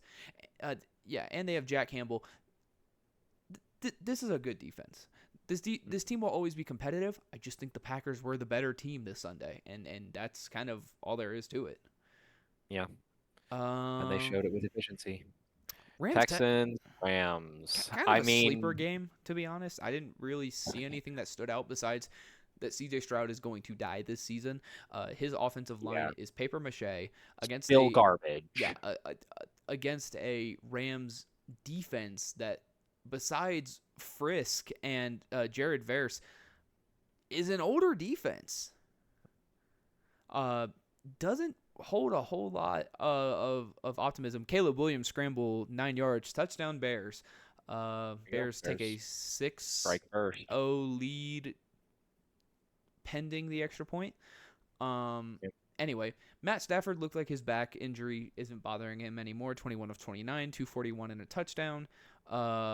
Puka, very efficient. Devontae Adams had a decent first game. 4 catches, 51 yards. Blake Corum got involved in the receiving and the running game. Kyron Williams did what Kyron Williams does. Again, no real tight end play out of the Rams, but Tyler Higbee still nursing that knee injury from last year. And then on the Texans side of the ball, Nick Chubb looked really, really good after coming off an ACL injury. I think he's going to be very serviceable for Joe Mixon's replacement for right now. And then as they run it back at that two back scenario, that might might be a little better. It'll take the pressure off of CJ a little bit, but obviously, Yeah. the O-line thinks it's like, well, how efficient is it going to be if their O-line is getting blown up every single play? Yeah, exactly. And in the receiving game, nothing really much to speak of. We saw Jaden Higgins having two really good catches as a rookie. Dalton Schultz being another just favorite for CJ. Nico wasn't really able to get open. Rams secondary kind of knew, Locked him up a yeah, little bit. knew the game going into this. Cade Stover being reliable 4 for 4. Yep. It's a Yeah, good two tight end system they have going on, but yeah, not really much to speak of. yeah, Texans are gonna be having problems this year Hmm. though, that's for sure. Yeah. And now the game of the week. Yeah, I would. The game of the frickin' week. I don't think we're going to see a better game this entire season, and I will call it No. this early. I will A call it thousand this total early. yards of offense, both quarterbacks just looking absolutely phenomenal. Derrick Henry is still Timeless. a He is fucking timeless. monster. And I told everybody that he was going to torch anybody that got in his path, Hmm. and I have been proven correct in just one game. Yeah, I mean, this is a Baltimore team. Granted, I want to put this. The Bills' defense is not good. The Bills do not have a good defense. No. This is a Baltimore offense that finally looks like it has enough pieces to put it together. This is a team where Derrick Henry was completely efficient, where Zay Flowers was actually able to do what he has said he is going to do Since he left Boston. productively. Yeah. DeAndre Hopkins looked like he fit well in this offense. Rashad Bateman was serviceable. Mark Andrews, he only saw one catch, but that's all he needed to do because Derrick Henry was a freight train this entire game. Yep. On the other side of the ball, Keon Coleman has finally Oh, taken the step. yeah. Finally. He Yeah, looks he looks so amazing. good. He looks so good. That takes the pressure off of Shakir. Shakir can play the Takes the pressure slot. off of They have Jordan. Cade, like off of Yeah, Jordan Palmer yeah, and they all have these other new addition. Jordan Palmer looked really good. Kincaid looked really good. Dawson Knox Yep. still really serviceable at that tight end 2 slot. Josh Allen was able to move, throw very effectively. James Yep. Cook kind of had a little bit of a down day, but given the Baltimore defense, that is That's not. not really like Yeah, it's not a knock against him yeah. realistically. He still had 44 yards on the ground and 58 in the air. He didn't drop a pass. He still looked good. Just thought Cook was going to be a little more involved in the longer game. That being said, he did have a 51-yard catch. Yep. Yeah, this was, and then on the defensive side of the ball, Jair Alexander looked terrible for the Ravens. Jair Alexander looked awful. We Yeah. saw I mean, Kyle. when you're getting shown up by like Malachi Starks, Marlon Humphrey, we know he's going to be good. Yeah. Nate Wiggins, Kyle Hamilton, Roquan Smith. I think those guys really showed up and showed out. Mm-hmm. They did what they were supposed to do. And on Mhm. the other side of things, you have Joey Bosa doing what he does best is Joey Bosa looks good. making them drop the frickin' ball. Yeah, Joey Bosa looks good. Ed Oliver is always going to be one of those Had a great pristine day. defensive tackles. Great day. Matt Milano looks really good. Hornacek, yep, really good. And I'm not even looking at the box score. I'm strictly talking eye test. These are I mean the Buffalo defense definitely has its holes in the secondary, but they were able to take advantage. We saw Baltimore get hurt throughout this game. Kyle Hamilton went to the locker room. Nate Wiggins was looking a little sluggish out there from time to time. And then you had Marlon chippy. Humphrey. You had Marlon Humphrey go down at the goal line. This was a team that got worn down, and we were able to see that. And Buffalo took advantage. This was a crazy game. And then Matt Prater, he hadn't even been in Buffalo for 100 hours, comes on at 41 years old, makes a game-winning field goal. Everyone should shout out Matt Prater because that's what you do. That is what you do as a kicker. You go in there, you do your job. Yeah. I will say another masterclass choke from John Harbaugh. Oh yeah. Yeah. How the fuck do you have like all these hundreds of yards of offense and your last 3 drives combine for 17 yards? Yeah. the Bills showed up and showed out when it was important and needed. Josh Allen heard those MVP chants in his own stadium for Lamar, and he made him regret it. This was a great game by both teams. They are. I Bills mean, were just better. these are two Super Bowl contenders, and I These don't think are anyone would argue on these that. are the two Super Bowl contenders out of the AFC. Yeah, These are the two Super Bowl contenders. yeah, and I don't, and that's not a hot take to say that like in No, the not at all. slightest. No, not at all. No, Everyone either predicts out of the AFC. This is the AFC Championship that everyone is predicting. yeah, If nothing crazy happens. of course, of course. But Yeah. So I mean, again, these teams, we've everyone's been saying to watch out for them. Keep doing that. yeah, yeah, yeah, yeah, yeah. Keep your intuition correct, actually. And then just to kind of touch on the first game of the season, Cowboys. First two. Don't I forget about know, Chiefs. I know. I'm getting there. Okay. Yeah. Anyways, Yeah. yeah. Cowboys Eagles. This was a funny ass game. I don't care. This was a Jalen really Carter funny game. starting shit in 6 seconds. I think is so funny. Yeah. CD I mean, Lamb. Dak started it, but like, Yeah. CD Lamb going for 50%. Definitely not like him. do Now you see that? Do you see that TikTok I sent you earlier? Yes, of, I saw the it. Quentin Johnson. I Yeah. saw it. Sorry. Barkley, Anyways. Barkley having less rushing yards than Jalen Hurts, definitely interesting. Dallas Goedert being the leading tight end receiver, with Jahan Dotson being the leading receiver. AJ Brown being held, he got no separation. AJ Brown was held to 0% separation for the entire game. Gives the Cowboys something to like about their defense. Is that it was definitely harder for the Eagles to pass on them. Yeah. Those man corners they run. Yeah. They're good. Yeah, And they've been good. But besides that, no real pressure. But Jalen yeah, Hurts the kind D of line had is bad as expected. Yeah, D-line is bad after, losing Micah Parsons. Crazy. Jahad Campbell in his first NFL game was able to force a fumble. Guy out of Alabama who I was really high on, and I'm kind of shocked fell to the Eagles. So good for him. Yep. Yeah, Eagles are looking to run it back in the NFC, and there's not really anyone that can hold a candle to them, probably besides the Packers. Yeah. Now just to touch on Chargers Chiefs. Fuck you, Travis Kelce. Fuck you. Travis Kelce taking out his own man. Piece of shit. Justin Herbert looked very poised in this game, and with the help of the improved offensive line play, we have Joe Alt entering his second year. We have Rashawn Slater, finally, hitting that veteran stride that people expected out of him.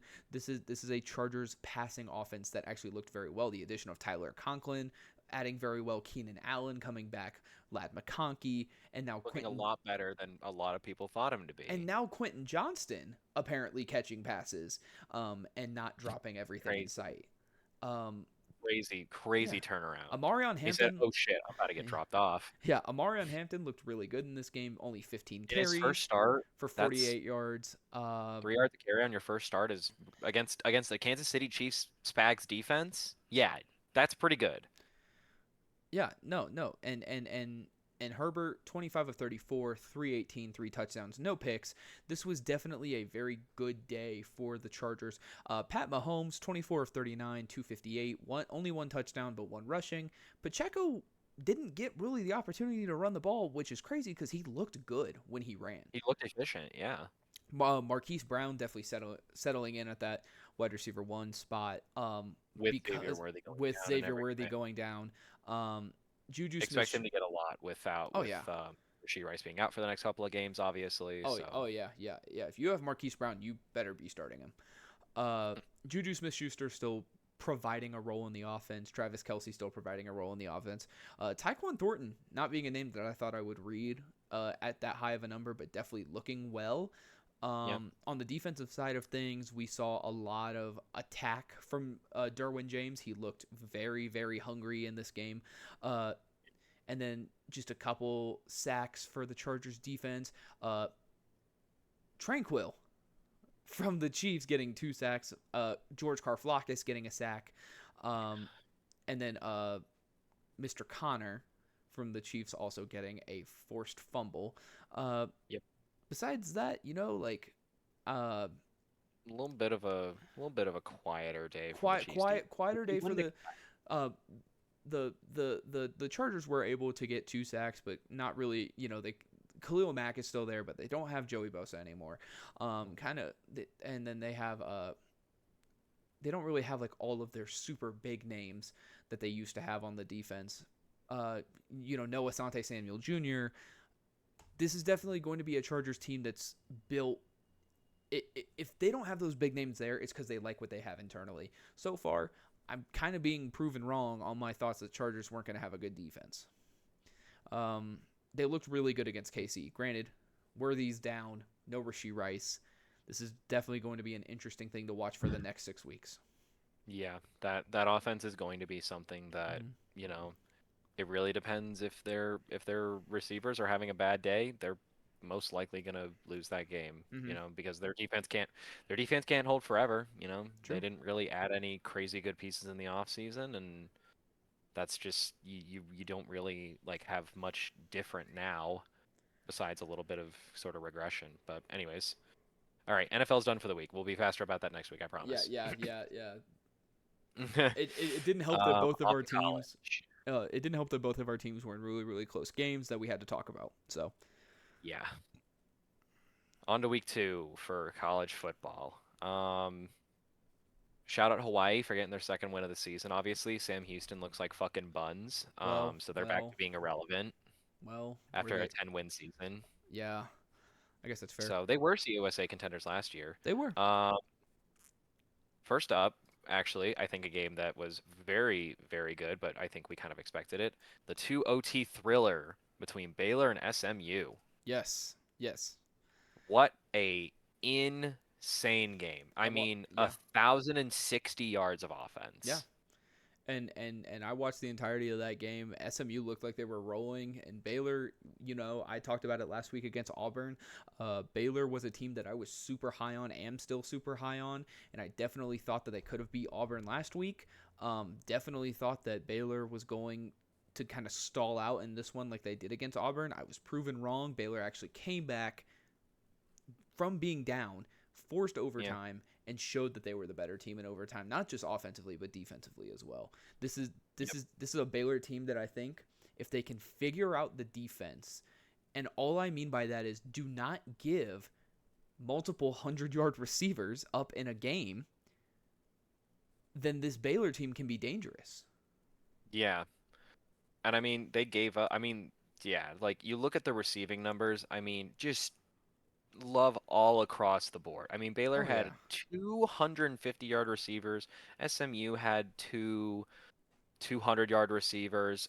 Ken Jennings, in his second season, like really starting for SMU, looks really good once again. I think him in the ACC will really start to shine. Obviously Sawyer Robertson. I do think that, well, I guess, 50 passing attempts versus 31 rushing attempts, that's at least a better, or 39 and 50, it's a better split than you'd probably expect when seeing just the Sawyer Robertson threw it 50 fucking times. Yeah.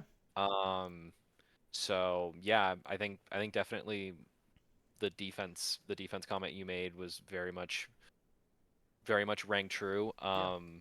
I think Baylor showing some guts, going for it 6 times on 4th down is something very interesting to watch out for in the future. I think they might catch some teams off guard with that. They've always had a really good identity. They've always been aggressive, and I think that comes with being a Texas team in the Big 12.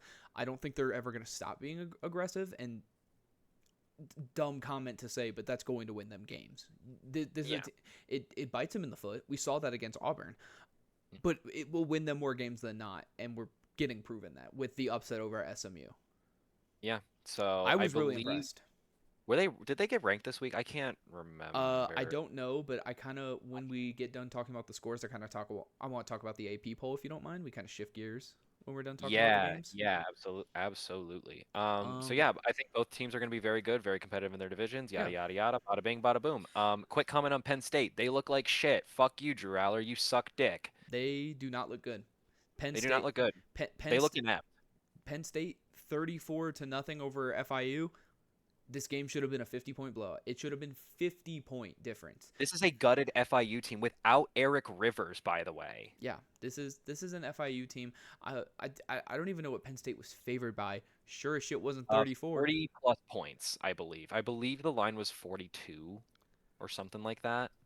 Yeah, yeah, and Just not good. no, this is not good. Drew Aller, 19 of 33, only 200 yards. That's not the production you want to see out of this guy. No. The rushing Don't get me game. wrong.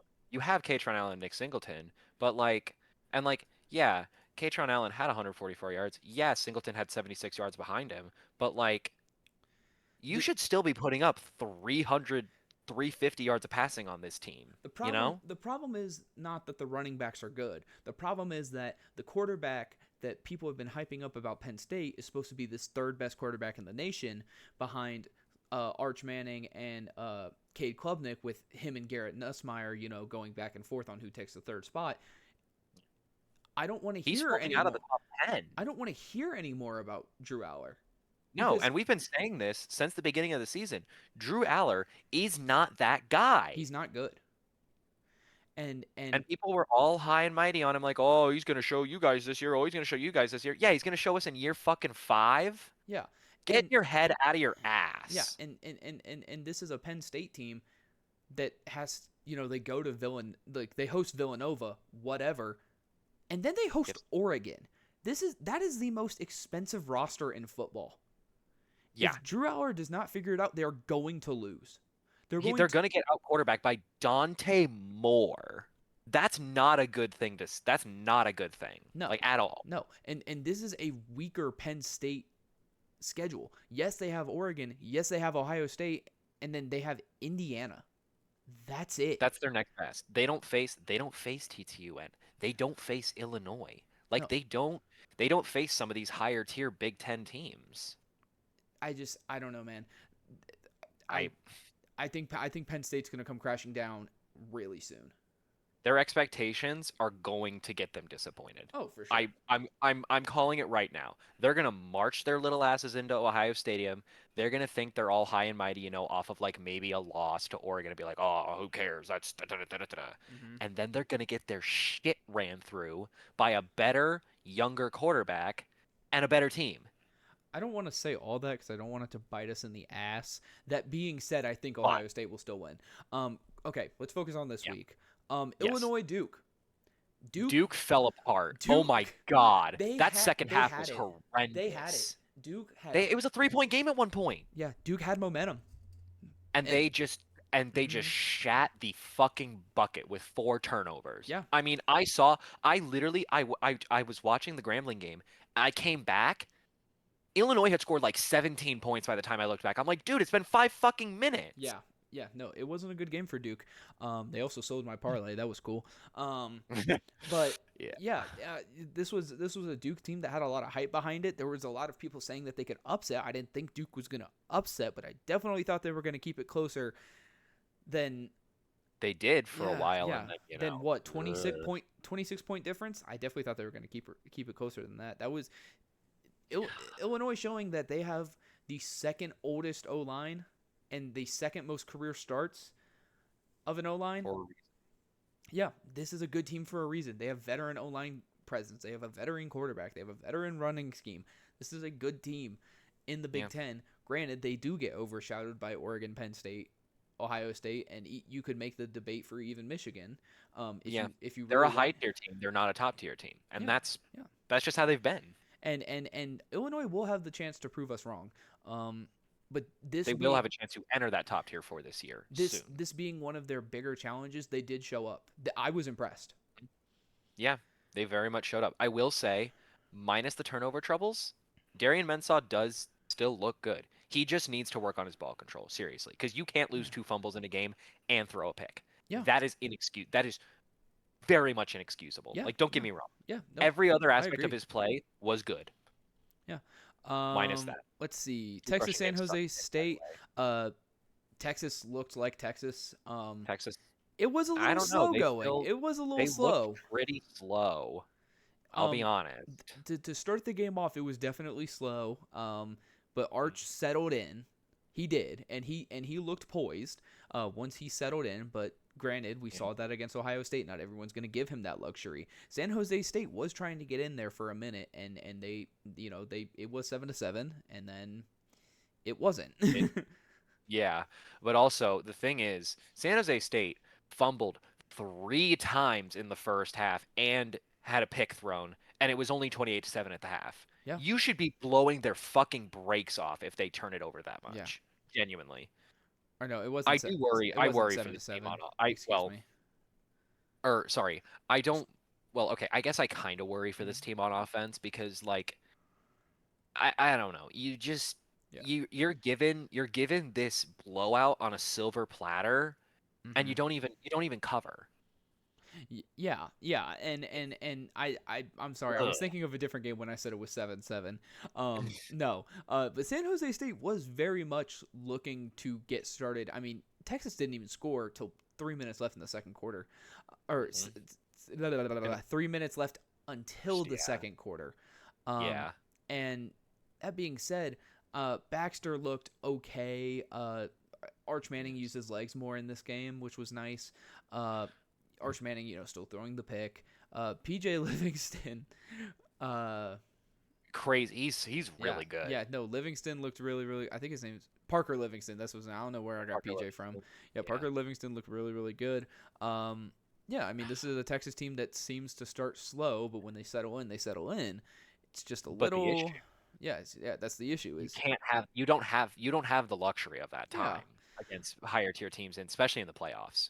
yeah, I and will say Ryan Wingo, mhm. he does not look as good as he's supposed to No, after 2 games. yeah, no, His draft stock, it's falling right now. yeah, yeah, and this is a guy who we really expected to help with Arch, and his development, but not really showing up the way we thought he would. Yeah. Let's see. I mean, the Iowa, lower the lower top yeah, 20 games, oh uh, yeah. Indiana looks good. T Tech looked good.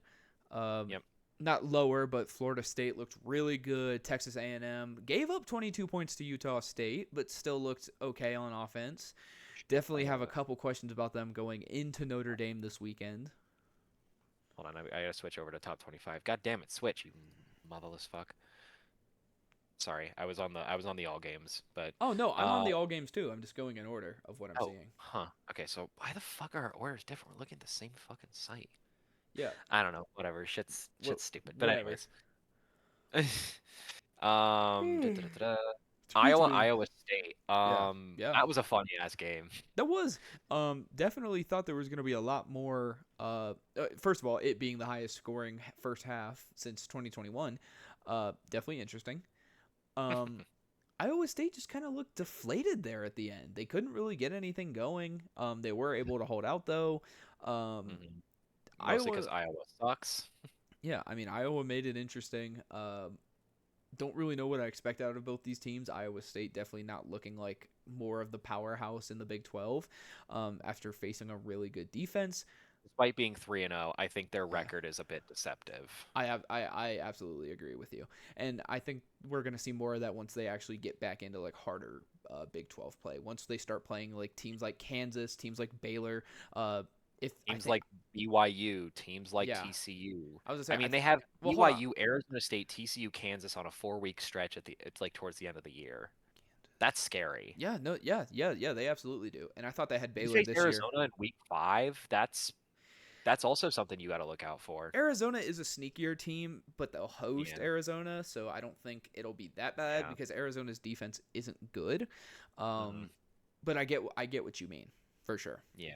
Yeah, no, I mean, I think Rocco Becht still has the potential to carry this team mm-hmm, to the higher echelon, or to keep this team in the higher echelons of the Big 12. mm-hmm. But at the same time, you're showing flashes where against Kansas State, against Iowa, where you're facing some of these higher tier teams and you're making it way closer than it has to be. Oh yeah, Like yeah. way closer. Oh yeah, So, absolutely. they have to be tested before we have to see them at the eye test before we really start to make an opinion on them in the Big 12, but they have the potential, they just need to act on it. Yeah, and I think that's really well said. I definitely just think that it'll be with time. what are we Mhm. gonna see? This is definitely a team that's just got a couple question marks around it, but we'll Yep. see. Again, we will see with time. Yep. Shout out Jacksonville State for beating Liberty. Fuck those guys. True. Um, Kansas, Syracuse. Kansas. You or are we doing Kansas? I want to just talk about Kansas, Missouri, real quick before you get into to the Yeah. Qs. We Uh, go from Kansas, that. Kansas, Missouri was a really, really good game. I didn't really expect Kansas to Yeah. start on the hot start that they did. Um, as if this loads, I will love You to mean for like the year or for like in the game? like in the game. There was a 21-point swing in the first quarter. This Yeah, can 21 unanswered. Yeah. yeah, Kansas was rolling after the first touchdown there for Mizzou, and then right after the first quarter, it was just all Mizzou. They got the touchdown, they got the safety, they got the field goal, and the field goal, and Kansas just couldn't really come back after that. Mizzou, after the slow start, really looked like the home team. I mean, Bo we Perbula looked very good. he did. Kevin Coleman Jr. definitely, 10, You to watch out 10 of for. 12, 126. And Buddy, yeah, yeah. Mizzou, along with 261 on the ground. I mean, this is a Mizzou team that's going to be Yeah. running the ball as much as they are passing, and I honestly think that this is going to be a really dogfighty team in the SEC. I don't think they're going to be great. I don't think they're No. going to be like a top contender. What I do think they're going to be a scrappy, and that's what won Vandy games last year. Maybe The Mizzou dark gets an horse, upsetter here. scrappy dark horse type of deal. Yeah. Yeah, Kansas's rushing attack was god awful. This is a Kansas team that normally has a Without decent Devin running Neal, back. they look so much worse. Oh, for sure. They didn't go get a portal back or anything.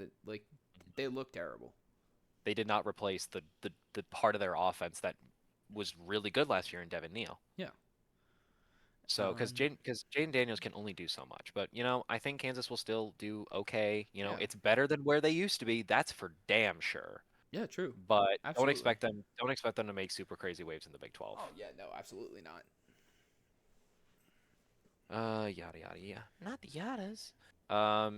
Syracuse, UConn.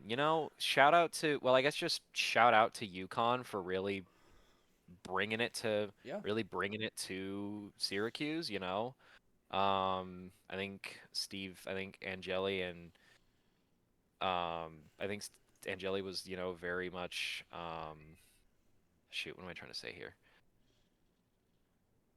Was very much prepared to fight with UConn because they've just kind of been that way for the past year or so, where they've really tried to bring the fight to those FBS teams, even though they play a decent amount of FCS. But yeah, good job for them. But shout out to UConn as well for bringing it to them. Yeah, no, this was a really, really close and competitive game, shockingly, for the Qs. After their game against Tennessee, where it seemed like they had Tennessee by the balls for probably 3/4 of that game, I didn't really expect this to be competitive. UConn did bring it to them. They did score 20. Obviously, Syracuse, being the home team, were able to find a way to win, but what a interesting game to start Saturday with. Yeah. Just Georgia. Virginia State, that happened. ACC, cool, awesome. We'll see how these teams pan out. Virginia's on the up and up, but I want to talk real quick. Georgia only scored 28 against Austin Peay. Oh, yeah, Georgia's offense looks horrendous. They didn't look good. And not They saying do that not look like a top 5 team. Not saying that Georgia isn't good. Georgia's always going to be good under Kirby Smart. I just have that opinion. But you kicked Carson back. Yards. You kicked Carson Beck out of the program, pretty much for Stockton. He didn't throw a touchdown. Your rushing game was efficient. It was. Both the running backs had 2 touchdowns apiece. But outside of that, nothing stood out to me in the pass game. And I did watch this game. It's just kind of begrudgingly. The pass game is kind of there. Begrudgingly, I watched this game. You put up 7 points every quarter. That was it. That was like your bare minimum. You're like, okay, guys, we're just going to do the bare minimum. We're not going to show anything. That could be by design. We don't know. They could just be taking it easy. College coaches do that. We've seen it in the past where they don't show things for the purpose of not showing things. Mm-hmm. That being said, it still doesn't hold my opinion as a fan. It's like, okay, well, what are we looking at here? Yeah. Um, definitely interesting. Also, shout out Cincinnati Great. for beating Green or for Taking beating it Bowling Bowling Green. Green for the first time ever in program history. Huh. Bowling Green Yeah. was undefeated over Cincinnati. I'll let you talk about that. I gotta feed my cat real quick, anyways. Oh yeah, no, you're good. Yeah, they Sorsby looked competent. He didn't look like he did in the Nebraska game. I mean, 17 of 24, 333 and 3 touchdowns. Again was the lead runner. No real run game in Cincinnati. 200-yard receivers. And Bowling Green they didn't go down without a fight. I mean, they had a Petaway, 13 carries, 72 yards, his long being 30, and even their quarterback only had 7 incompletions, still had 275, still had a touchdown. I mean, the yardage here was still really close. Not what you want to see out of a Big 12 versus MAC team, but Cincinnati did win. They are the better team. Still would like to see more out of Cincinnati's run game for sure. You have Galladay. He was fantastic. 12 total tackles, 1 sack. He looked excellent. And then you have Dingle, 3 tackles, 1.5 sacks, and then just kind of half sacks across the board for the rest of Cincinnati defense. When you look at Bowling Green, nothing really to speak out. No sacks, no INTs. Was definitely interesting of a game for Bowling Green. I'm really glad Cincinnati showed up. Definitely got back on the right track after just hardly losing to Nebraska on that terrible, terrible pick. Yeah, but the Bearcats look like they have life. Sorsby looks like he addressed a lot of comments. I didn't watch this game. I'll have to review some clips, see if he actually like established a deep ball. But he looked better. Definitely better.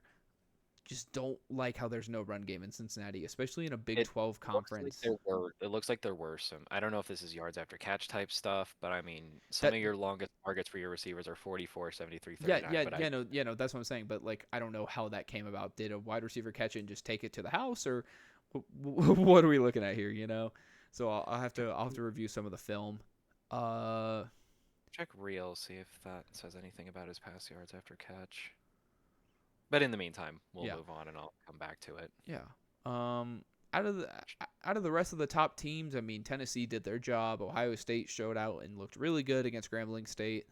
Um, Julian Sand looked absolutely amazing. I mean, he was truly just putting these things like directly in the breadbasket. It mhm. was it was a beautiful sight. North Um, North Texas, Western Michigan, going into overtime with North Texas taking the win.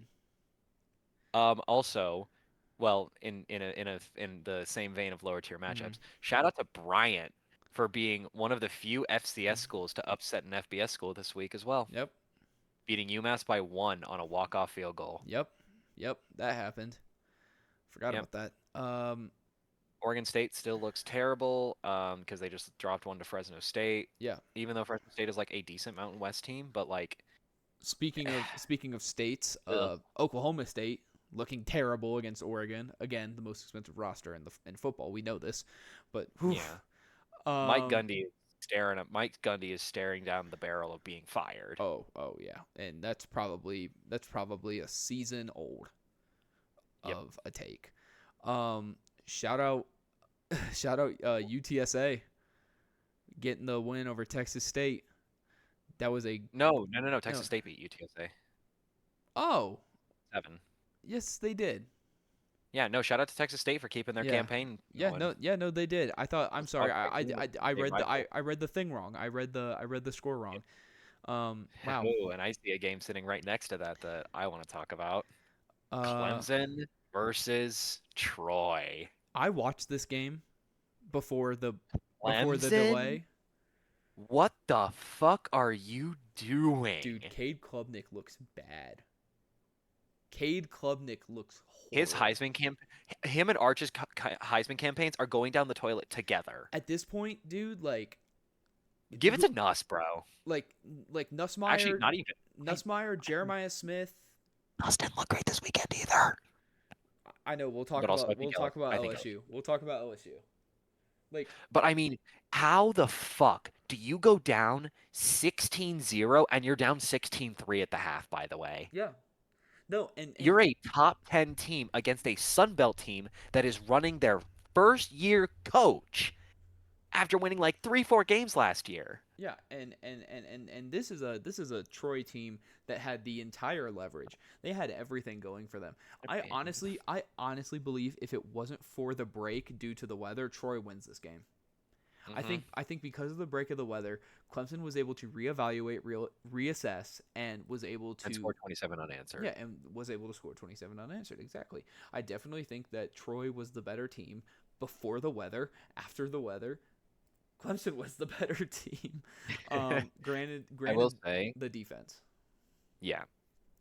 I will say Clemson's defense, pack it up, bro. How are you letting 300 yards to Troy? Huh? What's up with that? They did get 3 Um, picks. yes, they did get 3 picks, but like the offense also didn't turn those really into points True, from what true, I true. from what I know. This was Well, I a guess this was late in the game. So actually they did turn those picks into points, but that was after the break, and we've talked about that. this was a collective terrible showing from both sides of the ball, in my opinion. Like if Yeah. you are number 8, this should have been a 50-point win. Yeah. And the Um, line was like 30 something, which by the way, although I will say, shout out to Bryant Wesco Jr. He looks really good mhm, again. yeah. But we bet knew that going in. Oh yeah, But yeah, for sure. Clemson, you better watch your fucking backs. A game we talked about last week actually. OU West Virginia. Then Yeah, we'll get into the good stuff. yeah. Then we'll get into the good You know stuff. I'm talking about the next game. The next game, Mhm. I'm on it. I'm on it. That's me.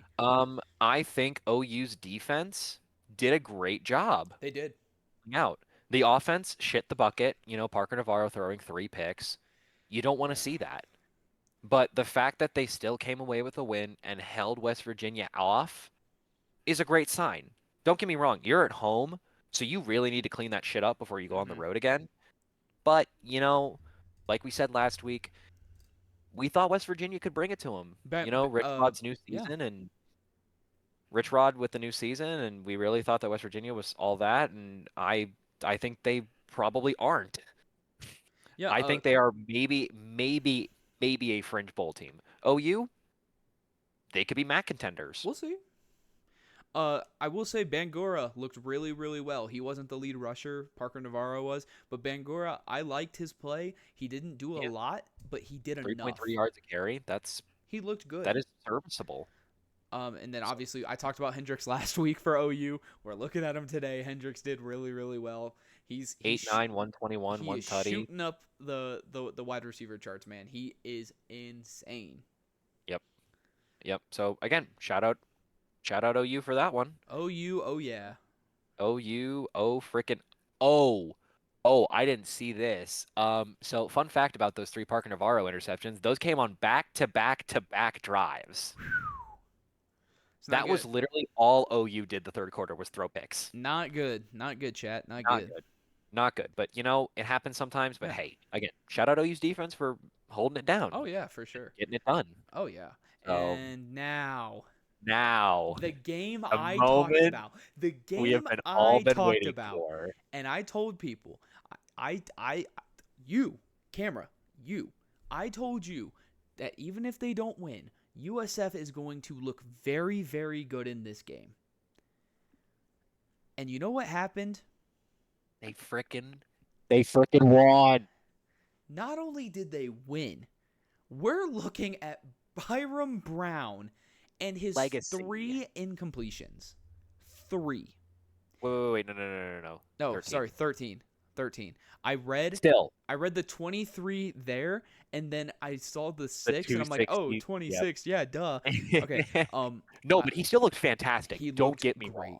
He had 13 incompletions. DJ Lagway had 10. Byron Brown looked fantastic, and this is a And he had guy. great carries, Oh yeah, 17 carries, 66 yards. He had a 20-yard scramble. I yeah. think the rest of the USF rushing attack does bring up a point of concern where it's like, okay, if Byron Brown can't run the ball, who is? But I think if Byron Brown isn't running the ball, then he's not playing. And That's just how he is. that's just who he is. Florida's defense is undisciplined to say the least. We talked about Texas last week being an undisciplined defense. Florida, it's the exact same thing. It's these SEC defenses that think they have a shot to just show up I and mean, show just out, but they ugh. don't show up. I mean, the fact that Florida 11 penalties, 103 yards, Yep. that's inexcusable. Yeah. Like genuinely, that is inexcusable. Yeah, and we're looking at the third down conversions. And You USF got 4 of their I want to mention this. A fifth of Florida's first downs were off of penalties. yeah. Yeah, that's horrid. And not only that, Florida also gave up a safety and pick in the same quarter. You were able to get a touchdown, but then in 11 minutes of game time left, you punted. And then after a 3-play drive, you punted. With I almost less than 3 minutes. Yeah. Go for it. And it's not like Florida didn't have the chance to win. USF had multiple punts and they missed a field goal in the fourth quarter. This was a Florida team that just did not want to win. Yeah. I think now Florida's coach, what's his name? You know the coach's names. I don't. Oh shit. I know who you're fucking talking Normally you about. do.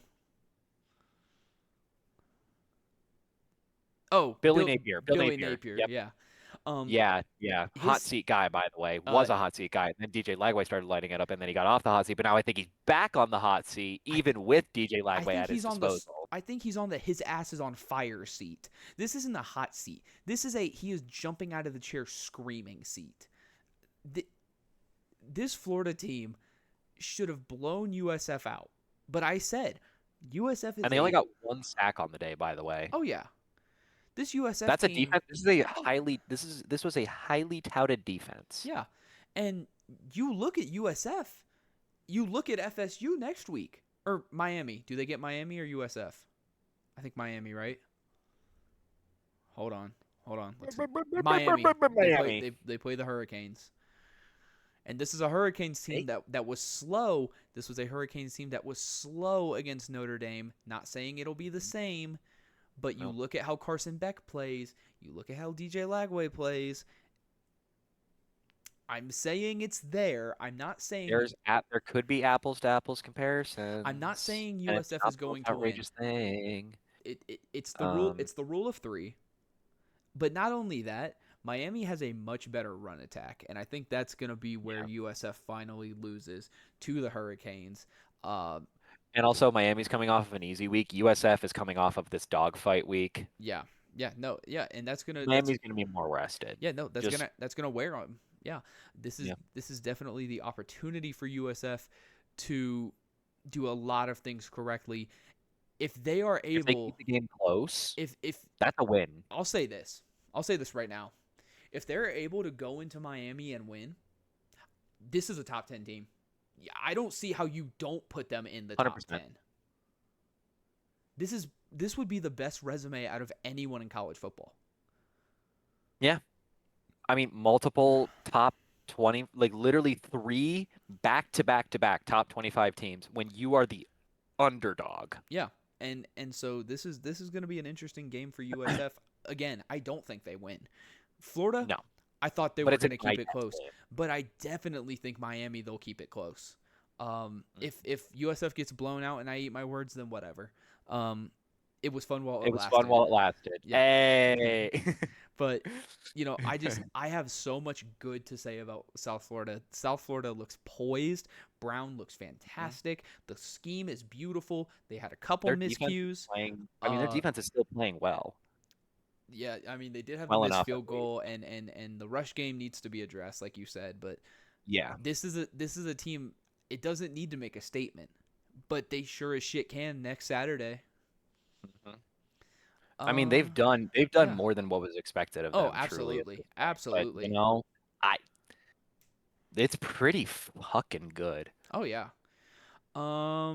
Sac State almost brought it to Nevada this week. Want to shout out to them because they're probably going to be the newest FBS edition pretty soon. True. Don't get me wrong, Nevada's a completely dog shit team, so yeah, whatever. Yada yada yada. Utah rolled. Utah rolled Cal Poly. Yep. Eastern Carolina looked good. Hey, shout out Missouri State getting their first FBS victory over Marshall. Yep. Don't get me wrong. I wish Marshall would win, but they're atrocious this year. Well, their whole team left. Yeah, their whole team left at the last second. So, Let's see. Shout out Long Island University for upsetting Eastern Michigan. Yeah, again, another FCS upset. We got 2 in 1 week. Also, Kansas State, you suck as a You program. fucking suck, bro. Thanks for giving us Will Howard in a national championship because you liked Avery Johnson's hair better. Yeah, how are you losing to this year's Army without Bryson Daly? Terrible. That's terrible. Don't get me wrong, both these teams suck. Mm-hmm. It's just one sucks like slightly less. Mm-hmm. We got a couple more games to talk about. Yep. But it's on my list here. We're talking about Colorado State. And the horrific performance that was put up against Northern Colorado. And I mean horrific. I'm going to get my water. You start talking. Oh, I'm gonna. Once again, Braden Fowler Nicolosi showed how terrible at playing the game of football he is. Not only was he 50% against an FCS school, not only was he outpassed by an FCS school quarterback, he threw a pick and had to be carried by this defense. A defense that struggled to contain the run. I was at this game. A defense that struggled to contain the run, even though the box score doesn't show it, they got manhandled. This team was in the backfield more times than not. A Colorado State team that was down 10-0 at half. They looked horrid. And the only thing that saved them was in the fourth quarter, apparently, the Northern Colorado Bears dropped the touchdown in the end zone. Dude, I didn't see the replay. They didn't show the replay. I think that was a fix. Apparently, Northern Colorado dropped the ball in the end zone. I didn't see it. I can't find the replay anywhere on Twitter, on YouTube, on anything. Dude, I think there was a fix for this game. I genuinely believe that. That's crazy. Yeah, everyone on this Colorado team looked horrid. All Brandon of them. Fowler Nicolosi. Dude, he's dog shit. You look at Colorado's drives. Look at this, man. Punt, fumble, missed field goal, pick, turnover on downs was their only drive in the second quarter. And then you had 2 touchdowns in the third, punt, fumble, TD. This doesn't even include the 2 fumbles on kickoffs. A muffed punt and a fumbled post return. Terrible. Mind you, Northern Colorado also turned it over twice. I mean, it was one of them was to seal the game, but still. Granted, this is a team. Northern Colorado. I need you. Look, guys. I need you to look at their schedule. Well, they play in the Big Sky for fuck's sake. They play in the Big Sky, and not only that, you look at their stats. When it loads, it loads. Oh my gosh, yeah, these. They have a total of 369 passing yards across 2 quarterbacks in 2 games. Not only that, they have 300 rushing yards in 2 games. This team sucks. This team is not good.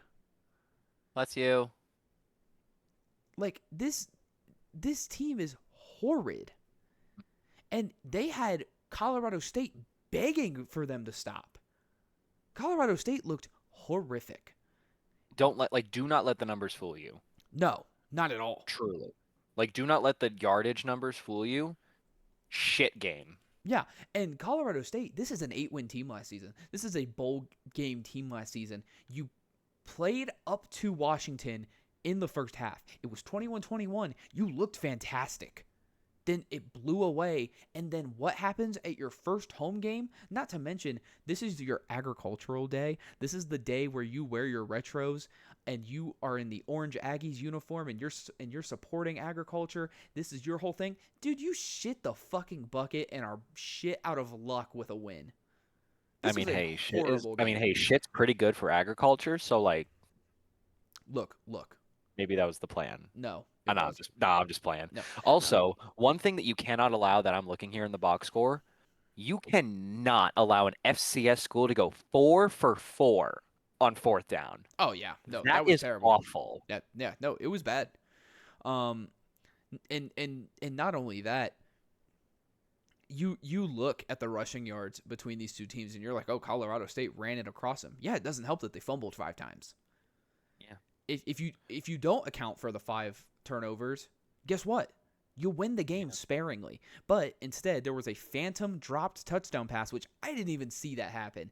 The replay was not shown in the stadium once. So I'm not saying it was a fix, but I'm saying something smells fishy. Also, doesn't help that they got penalized 10 times for 90 yards, obviously.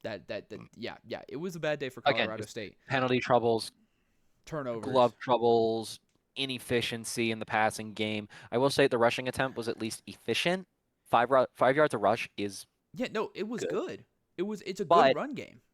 that's not gonna. Again, just rushing is not gonna save you from all of these fucking mistakes. Yeah, no, and this is a team that has an early bye week this Saturday. Colorado State does not play, so you won't hear me go on a tirade about them this upcoming weekend. So next Monday. However, they host Wazoo in 2 weeks. I mean, was this? You just saw them struggle against Northern Colorado, an FCS team. This is true. If Colorado wants to save this season, and I mean it, we're calling it this early, they need to beat Wazoo, and they need to beat them sparingly.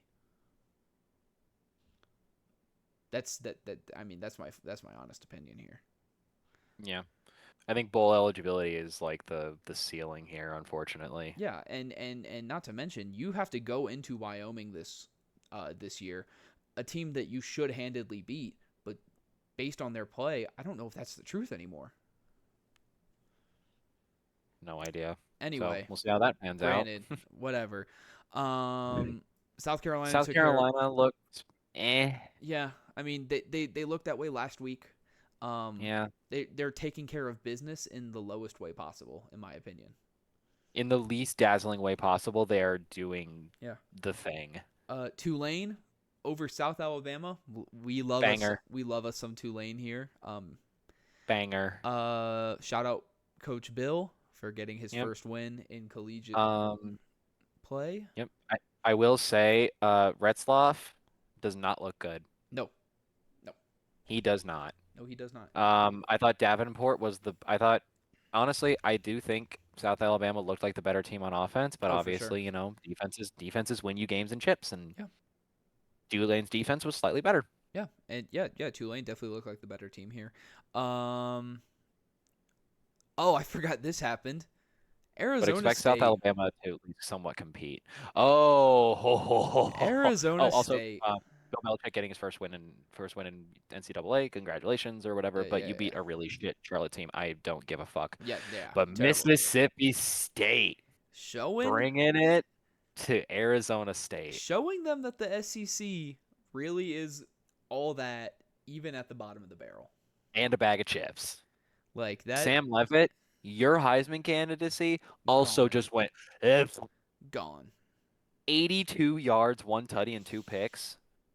Holy shit, bro. Were you too busy just mogging the rest of the team and just were you just yeah, I don't. And it's shit, that's a Mississippi State player. I don't really know what the play was here. I don't really have a whole lot to say about this game besides the fact that Mississippi State definitely looked like the better team. They had the better atmosphere, and honestly, I think Sam Leavitt just crumbled.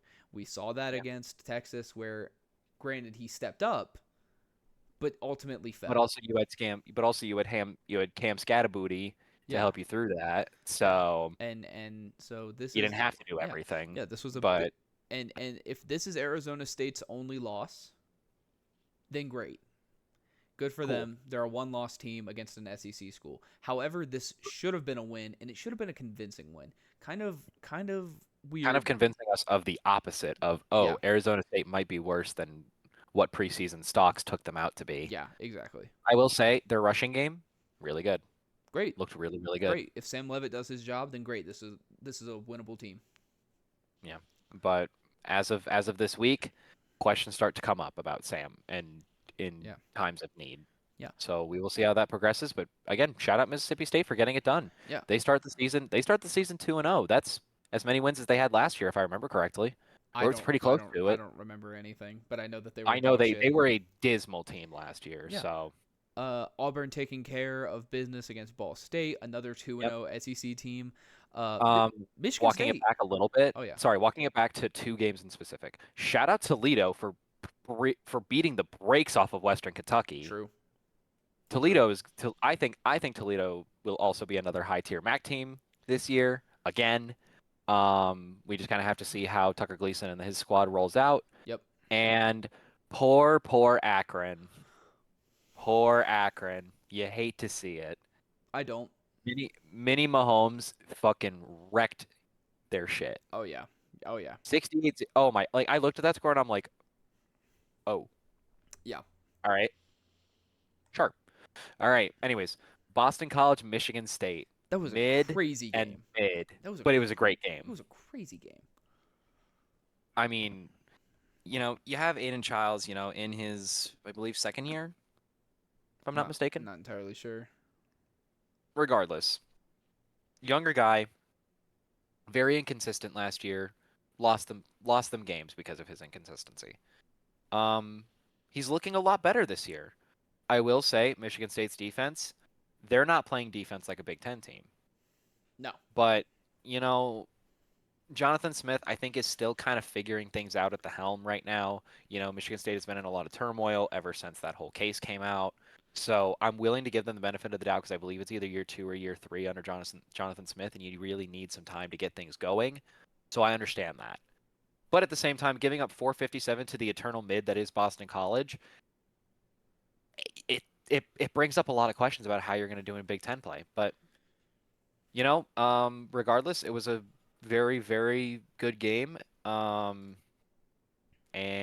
let's see, anything stand out here? Nope, everyone just kind of played ball. Yeah, and Both teams played ball, and it made for a good game, and that's what we're here on Saturdays for, is for random ass teams to be in dogfights up until the end. So again, shout out Sparty for getting it done ultimately, but Boston College put up a good fight. Yeah, and this was definitely a very scrappy game. ACC Big Ten, but good for Michigan State for holding out and getting it done. Yeah, they started 2-0. USC beat the brakes off as Georgia Southern. Nothing. Yeah. So new. USC still taking care of business. They're trying to show people that they're in this Big Ten conversation for sure. Yeah. Nuss and crew. They didn't look great. Caden Durham looked very inefficient, which is shocking, frankly. Yeah, I agree. Louisiana Tech, I thought looked well. Okay, they looked really shit on offense, but Yeah. maybe LSU was probably just resting their top guys. Their lead rusher is like their third string running back. They kept a lot of the big guys out of harm's way, so it's probably not a huge deal. I mean, they still put up 360 total yards of offense. So I mean, I get that. I do, but you look at Ohio State. And Ohio State was able to go against Grambling. And both these teams, similar situations. Granted, LA Tech is better. It's an FBS school that did win 5 games last year and True. technically went to a bowl. True, and I'm not dissing them, and their differences between an HBCU. But if you're LSU, and you are playing your younger guys, and you're coming off of a top 10 or a top 5 win at Clemson last week. True. This game should have been a lot more. You're at home. This is your home opener. It should have been a 4-score game. Yeah, 4-score minimum. Yeah, absolutely. Don't really understand if it was conservative for whatever reason. That's not really Brian Kelly's thing, So yeah, whatever, I feel like especially after last week, they want to tell everyone like, hey, fuck you, this wasn't a fluke. But then again, next week they have the chance to tell everyone that fuck you, this wasn't a fluke, because they play Florida. They do, and Florida's coming off a loss. Florida's battered. They're battered. They're bitter. Mm-hmm. They wanna get a win and get this season back on track. Because if they lose to LSU next week and LSU makes it convincing that yes, we're the better team, Florida has to have some very uncomfortable conversations about how good is DJ Lagway. Is Billy Napier their guy still? Yeah. Because and that's the thing. This will be the second time in 2 years they've had that conversation about Billy Napier. Mm-hmm. And I think once it gets to the second time that you're talking about whether someone's your guy or not, you're getting put on the chopping block. Like for the first time, it's like, okay, you could be having a down year, it's fine, it's whatever. It's not a huge deal. But when Yeah. you get into year two of those discussions, that becomes a problem. And that's what we're seeing with Billy Napier, Mike Gundy, these older I guess Mike Gundy or I guess Napier's not as tenured, but like Yeah. he had high expectations going in. Florida is a proud program with a very proud history. And Billy Napier was supposed to be that next guy. Oh yeah, absolutely. And it's not panning out to be that way. Mike Gundy, he's at least been the guy for Oklahoma State for a while, and he's brought them like very good success. And that just might be, his time has come. Mhm. Whatever. But it's very similar situations of we've had these conversations 2 years in a row. Yeah. They need to start getting uncomfortable Oh yeah, absolutely they do. if you want to succeed. Yeah, and I don't really think anyone is denying that. I just, Yeah. it gets to a point, and that point is now. Yes. But Uh, LSU is going to prove us. I hope LSU is going to prove us wrong next week. yeah, we'll, But we'll see. yeah, we'll definitely see. Who hosts that game? Really good question. Let me find out right now before we talk about our next game. Um, that is a home game, so they are in Death Valley. Okay, and we can say that So they. confidently because they are the true Death Valley. Hmm. All right, talking about probably this is probably the last game we're gonna talk about. Everything else was pretty much just standard after this. Yeah, or at least talk in depth about Yeah, really. yeah. So Michigan, Oklahoma, 15 versus 18. Uh, dude was Bryce not Underwood, was not impressed. hang it the fuck up. Yeah, no. You look like shit. Yeah, was definitely not impressed with Bryce Underwood here. Bryce Underwood 9 of 24 for 14 yards and a net gain of -1 yards on 3 rushes, his longest being a 9-yard rush. Boo Dude, hoo. dude, Haynes kept him in this game. He is a Yeah. crazy good running back. Oh, He he's crazy he good. he is fantastic. He knows this offense in and out. Obviously Great McCulley guy. really the only wide receiver to speak of for Michigan. 3 But even receptions on 9 targets nine is not good. is well. To be fair, Bryce Underwood's actual favorite receiver is the one blade of grass. Yeah, true. Yeah. Yeah, no, Bryce Underwood was He not. was he was throwing ground balls and air like his passes were so wildly inconsistent.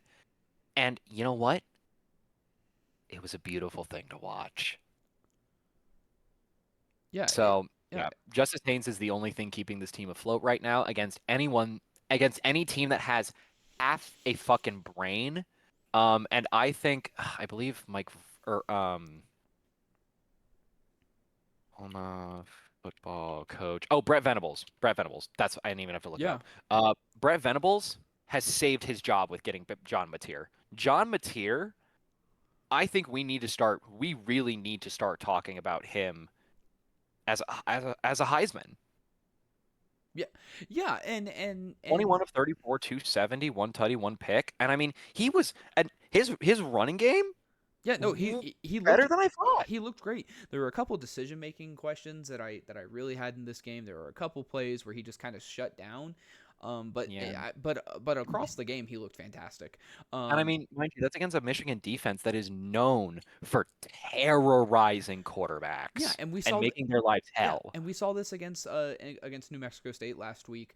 I mean the Michigan defense was everywhere. The secondary was very Hawking these was guys. very They were fluid. like, The defensive line is always very stout up there in Michigan. Oklahoma held up very well. They actually looked their O like line was just this a was probably brick wall. this was probably the first time I would say that Oklahoma looked like an SEC team. Yeah, for the first time in a while. I mean, this is only their second season in the SEC. That's what I mean. I kind of forget it hasn't been that Yeah, long, honestly. yeah. But Yeah, like, because they looked like shit last year. But yeah, no, this Oklahoma team really put it together. And honestly, I'm not saying that like, oh, Oklahoma's gonna go on this run and we're gonna see them in the playoffs and they're gonna do this, and this. But no. they looked poised. I would have Yeah. liked to see more out of Baylock. Hmm. Absolutely. You know, But I mean, they were doing enough in the air, and I think they understood where they were going to run into that brick wall, and it was that defensive line. Yeah, and the O line stood well, but I feel like if it Hmm. wasn't Mateer, the running game just wasn't going to happen, and they Yeah, figured that out that quickly. Michigan did start to gain a little bit of momentum there, kind of had everyone towards the worried. end. Uh, when we look at the Michigan drives, definitely to end the half, you really thought they were going to come into the fourth quarter swinging. Or Mm. I'm sorry, after the third, thought they would have come Yeah. into the fourth quarter swinging. Really, just couldn't get anything established. That's when Oklahoma was able to do that 8.5 minute drive, To 78 just yards, 16 plays to kick the field goal, put it at a two-score game, and really just hammer it away. That was probably the best fourth quarter execution I've seen in a long time. hmm. That was really good. No, I mean Brent Venables truly showed why Oklahoma wanted him to be their guy. Yeah. He didn't show it last year because that roster was battered, beaten, injured, and Mm-hmm. without their star guy behind the line. Oh yeah, absolutely. Now they have all these things. Oh They're yeah. a cohesive unit. Mm-hmm. That O line was a brick wall. Yeah, it was. It absolutely I was. mean, I saw Mateer sit there a couple times for like 3 seconds, and he was just there's just all the time in the world. Oh yeah. Yeah, he looked very poised. Like I said, there were a couple decision making things where he maybe checked it Yeah, down a little too early. But you're gonna have that in a collegiate quarterback. I think he looks really good, and I think more so than not, I think he's going to just develop more as the season goes on. And I was impressed. he's getting used to this new system, and I think once they get fully integrated, Yeah. I do think Oklahoma is going to be a dangerous team to look out for in the SEC. Oh yeah, oh yeah. Now, granted, I still do think like LSU is on another level than them. Georgia's on another level than them. Of course. The conversation is there for Alabama. We have to see how Bama goes. Kind of to touch on them a little bit. Bama did score 73 this weekend. They never scored 70 under the Saban era, so that kind of makes you think. What are we going to see out of this Bama team given the loss to FSU week one? That's going to be an interesting storyline to kind of watch out for because at the end of the day, it's still Alabama. Yeah. It's Um, they still have that proud history. yeah, it's just going to be something to kind of watch out for. Um, And then pivoting yeah, back to yeah, Michigan's schedule for the next couple of weeks. go I for it. think Read it out. they do have time to rest up. Actually, they have a pretty easy schedule this year. Well, the next Central Michigan, at Nebraska, Wisconsin. I think at USC is their first trap game of the year. the next 2 weeks, Or at the Nebraska next two is the weeks, trap game. Sharon Moore is not coaching So that at Nebraska game is because of the looking like that is a big yeah. red circle. Yeah, because of the Connor Stallions thing and the whole cheating scandal, suspensions.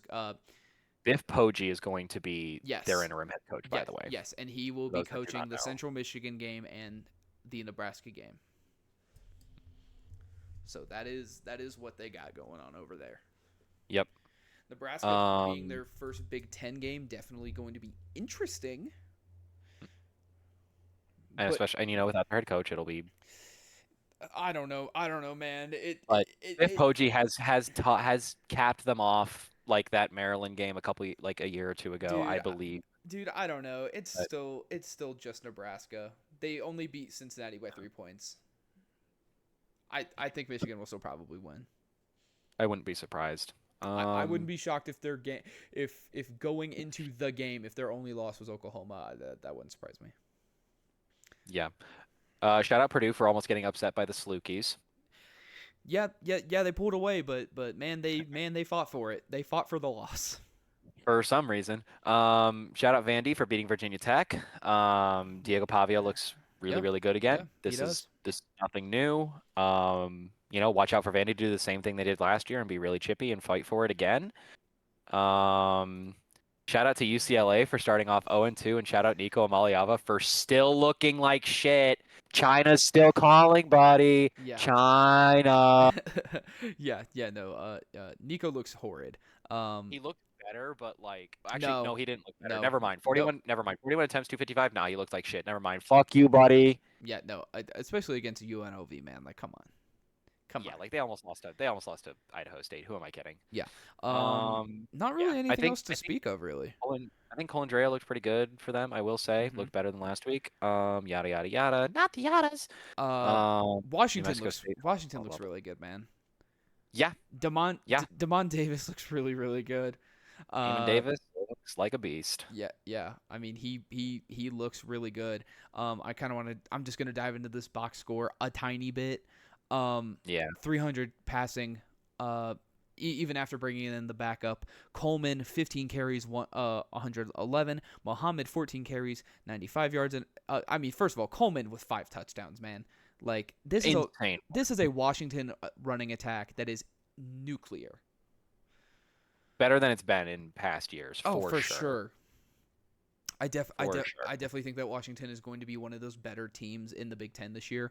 Probably not to the ranked level. They still have a couple No, questions in the defense, but don't be mhm. surprised if we see Like a high them. mid-tier team. Yeah, don't be surprised if let's just take a peek at their schedule. Um, Yeah, I think their next game is Wazoo. Wazoo, but they're at Wazoo, and that's a Wait, rivalry game technically. wait, hold on. I thought Colorado State played them then. I thought they played them on the 20th. Oh no, we play UTSA on the 20th. My bad. Uh, our next home game is it is yeah, we play UTSA and then Wazoo. My fault. Yeah, So week we have 2 4. weeks to Yep. rest up against UTSA, who is 0-2. So yeah, I mean they play Wazoo and then they play Ohio State. They host Ohio State, but then Maryland, Rutgers, Michigan, Illinois, and then At Wisconsin. Michigan though, Yeah, you're yeah, at the big house. yeah, That's yeah. that's disgusting. I mean, look, man.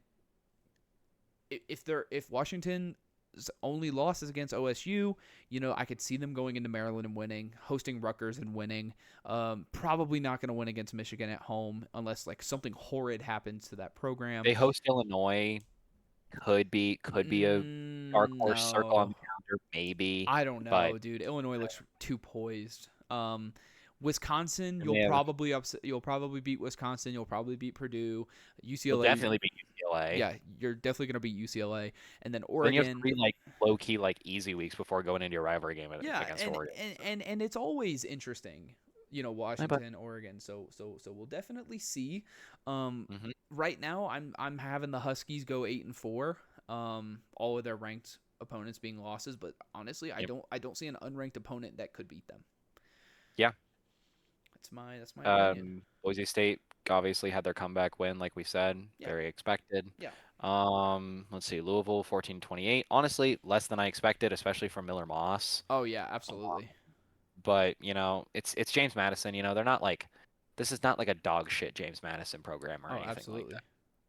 So I don't. I'm not like that's not something to be like chewed down in the dumps about. But yeah, in terms of looking to next week, we can talk about the AP and kind of Hmm games to circle for next week Yeah, because and it's a I'm gonna talk about I'm gonna pull up the AP poll here, yeah, I'm actually gonna real pull up quick. ESPN because they show the week to week changes and Yeah, the fan in me. ESPN AP poll, college Yeah, football.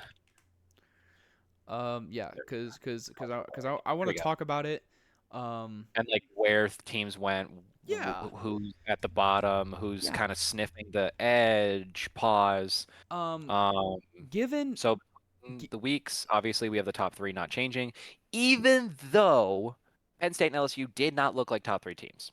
But whatever. look, yeah. As I'll say you can give your opinions. I can give mine because I think we're gonna think about some things separately. So you go with yours. Yeah. Again, Penn State and LSU, I don't think they put up offensive performances to really like keep or warrant that top 5 status, but at the end of the day, a win's a win. They probably were just understanding that these are inferior opponents and they're kind of just letting it ride. Oregon, oh yeah, no, they beat the brakes off of Oklahoma State. I do kind of understand moving them up, especially when Georgia had a pretty down week against Austin Peay. Miami took care of business as expected. This is fine. Texas kind of took care of business as expected. Whatever. Notre Dame, Illinois, and Florida State all kind of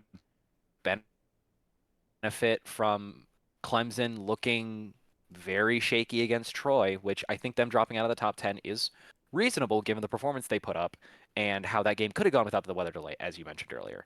South Carolina dropping a spot, that makes sense. Florida State, Illinois, Notre Dame, again, they all put up, well, okay, Notre Dame didn't play this week, actually. Uh, but Illinois and Florida State putting up performances that I think are indicative of top 10 status, so these places are warranted. Oklahoma making the jump, again, makes sense. They beat an opponent that was ranked above them, and they made them look worse than they should have. So that makes sense to boost them up. Iowa State, just kind of benefiting from Michigan falling off, so whatever. I think Tennessee going up a couple spots, I believe, is warranted because if I'm not mistaken, they beat the brakes off of whoever they played. I can't remember. It was like Eastern Tennessee University. Yeah, Eastern It was Tennessee. They beat it the was 72-17. Yeah, they beat the brakes off of an inferior opponent. Cool, awesome, whatever. TAM, God, what the fuck did they? Oh, they played Utah State and was 44-22 if I remember correctly. Something like that. So I thought they played to their caliber. That's fine. Ole Miss, I don't even know what the fuck they did. We haven't really So in that um, game here, to give you a Oh, little insight, Kentucky 30-23. yeah, except Kentucky had them by the balls. Ole Miss escaped. Like Yeah, bad. so I don't know why they're going up in the ranks, but the AP tends to miss some things sometimes. South Florida being ranked as they fucking should. However, they should be top 15. I'm sorry. I think they have shown more fight and poise than at least Ole Miss and TAM. I I don't know. Whatever. Bama did what they were supposed to. Them going up makes sense. Utah once again showing that this offense under Devin Dampier is high shifts make a lot more sense because these are a lot of like border top 15, like above and below top 15 teams. Texas Tech doing what they did, cool, whatever. Indiana doing what they did, again, whatever. Michigan, this makes sense. If they continue to trend in the way that they looked during the Oklahoma game, they will be unranked in 2 weeks. Book it. Auburn and Mizzou being ranked makes sense. Auburn played a great game. Mizzou both played a great game, so that's fine. Arizona State dropping out of the rankings makes sense. Florida dropping out of the rankings makes sense. SMU dropping out of the rankings does not make sense to me. Uh, I think I Baylor is being underrepresented because if we even look at the votes here, like Baylor is all the way down here with teams like UNLV, Tulane, Pitt, and Nebraska. That is disgusting. yeah, and I'm gonna chime in here. That's terrible. You have teams like That is TCU and Louisville with pretty much 50 plus votes. And Baylor has 7 out of one of the most that is electric offenses I've stupid. ever seen. Terrible, That is stupid. terrible. Beyond fucking stupid. I mean, obviously the fringe teams we've got Arizona State, BYU, G Tech, Florida, USC. This makes sense. Like these are teams that are playing, you know, at almost a top 25 level. They're playing chippy. That's fine. Did G Tech even play? Who did G Tech even play this week? I forget. Or did Mm. they? They have a bye week. I don't fucking hold up. Hold up. Wait a minute. Something ain't right. G Tech, G Tech, G Tech. What'd you do? Oh, they played Gardner Webb. Who gives a shit? Mm. Okay, them not moving makes sense. Yada yada yada. Not the yadas. Yeah, again, some of these teams are very overrated. Some of these teams are very underrated. I think some of the ones that are underrated, and Baylor. I think Vandy is a little underrated. Like only having one vote versus like Nebraska and Louisville and like some of these other teams. It just those are the two that don't make sense to me. Those are the two big name schools that I think are rated way lower than they should be. And we've already talked about the teams that are definitely overrated. Um, you know, teams like Louisville, teams, well, no, I won't say SMU because again, they got, well, actually, yeah, it's Baylor, Vanderbilt, and SMU that got shafted, Mm-hmm. 100%. And I don't think there are a lot of teams that are like super overrated on here besides like Nebraska for sure and like a little bit of Louisville. Um, so again, it's a dogfight down there. I don't know what the fuck Navy is doing here with 2 votes, by the way. What's going on there? I Yeah, don't even know. yeah. I have no idea. What the fuck ever. But I think the AP got it like okay this week. I'm not expecting them to ever get it perfect, but like they're doing fine. Like I understand where they put some of these teams besides Ole Miss. Ole Miss doesn't make any fucking sense, but whatever. It's when you get out of the top 25 that I'm like, all right. So we're just doing what the fuck ever we want, huh? Oh yeah, for sure. So Yeah. whatever. Anyways, I done. No, you're good. Yeah, I mean, I agree. Penn State, LSU did not look like top three teams. That being said, we can't penalize every team for looking like shit. A win is still a win in the eyes of the AP and in the eyes of fans. I do agree with moving Oregon up to that 4 spot over Georgia. I think them flipping is probably better. Um, Miami staying where they are, that's great. I don't really think they outshine teams like LSU or Oregon. Those teams are both not only deeper, but have seen better quarterback play already this year. Um, Texas staying at 7, fine, whatever. They didn't impress me. Notre Dame getting to move up because of Clemson falling, sure. South Carolina and Florida State, I mean, essentially flipping spots. Florida State was down lower, but they were going to get moved up anyway. So I'm going to essentially say that's needed. And people were saying, "Oh, did we put FSU too high after week 1 because of what they did to Alabama?" I'm like, "No. Oh. No, we didn't. This is a Florida State team that is out for blood. And if anything, they are. They want to rectify last season. Oh yeah, 100%. absolutely. And depending on how well Notre Dame plays against A&M, I mean, Florida State could be a top 8 team when it's all said and done. I definitely think they're better than Illinois. Just standing from an offensive standpoint, granted, it would be a dogfight of a game. It's a very old team versus a newly constructed team. I think FSU is still better. Top 10 looks fine to me. South Carolina being the first team out is completely fine. Clemson, they looked like shit. They deserve to be dropped. I think they should have been dropped more. Personally, I definitely think Oklahoma is a better team than Clemson as it currently stands. I think Iowa State would give them a run for their money, and I think Tennessee would beat the brakes off of Clemson in this very moment. But obviously, we can't penalize them 10 spots for a win. That's just how it Yeah. works. Other than that, A&M. If they would have lost, obviously they would have Well, been like, oh, if they would have lost, they would have dropped out. I don't care what anyone says. yeah, Um, straight up. if Clemson started the season 0-2, they're out of the top 25. Oklahoma, great. They deserve to be top 15. I think like I said, I think they deserve to be in Clemson's spot. Iowa State doing and taking care of business. They were a little rocky, so putting them at 14 seems a little high, especially over Or like teams. a little Rocco. Okay. Especially over teams like Tennessee and South Florida and even Alabama. And I know Alabama's 1-1. That's still Alabama. I don't care what anyone says. Texas A&M fine, but they're gonna have a test against Notre Dame. Ole Miss. That was a win that doesn't really deserve them to move up spots. Whatever. South Florida should have been ranked last week. I don't think they're top 15 material. They have to show me something against Miami, and they have to do it well. If this is a 3-point game in Miami, I think South Florida stays ranked. But they're really going to have to show up, and they most definitely have the opportunity to do that.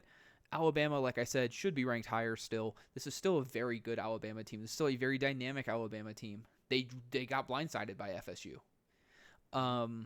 I think if they would have actually constructed a game plan against this roster, then they would have won. That being said, they didn't. If my lot of missed opportunities there. Utah being top 20 feels weird, but not wrong. Yeah. Texas It feels weird knowing what they've done in the past. Yeah. But right now it feels correct. Yeah, absolutely. Texas Tech being at 21, good. Indiana, sure. Michigan being 23, I feel like that's a little too low. I do. It was what? It was 18 versus 15 or 18 versus 13? The issue is Michigan, I don't know, they looked like they just didn't have it, Dude, it was really only the quarterback play. The defense looked all right. The running back game was really solid. I know I'm an Ohio State guy, but this seems like a really hard slam down for Michigan. Dude, Texas, Ohio State, 1 versus 3. Texas moved down 4 spots. Or 6 spots, whatever it was. Yeah. I don't I think this might be a little too harsh of a ranking. That being said, whatever. It is Fuck what it Louisville. is. That That they being have to crawl out of the hole that they died in. Auburn and Mizzou being ranked, I totally get Arizona dropping out, but being the next team in, sure, they were still a ranked team. Georgia Tech, I'm not high on Tech. BYU, sure. Florida, yeah. USC, yes. I'm with Kyler on this. Baylor should definitely be up there in those other receiving votes. I that think, like fringe top dude, 25. I think they should have like 60 votes.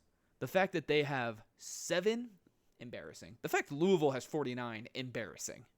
Yeah, they didn't really play that well this week Nebraska hasn't shown me really anything to rank them.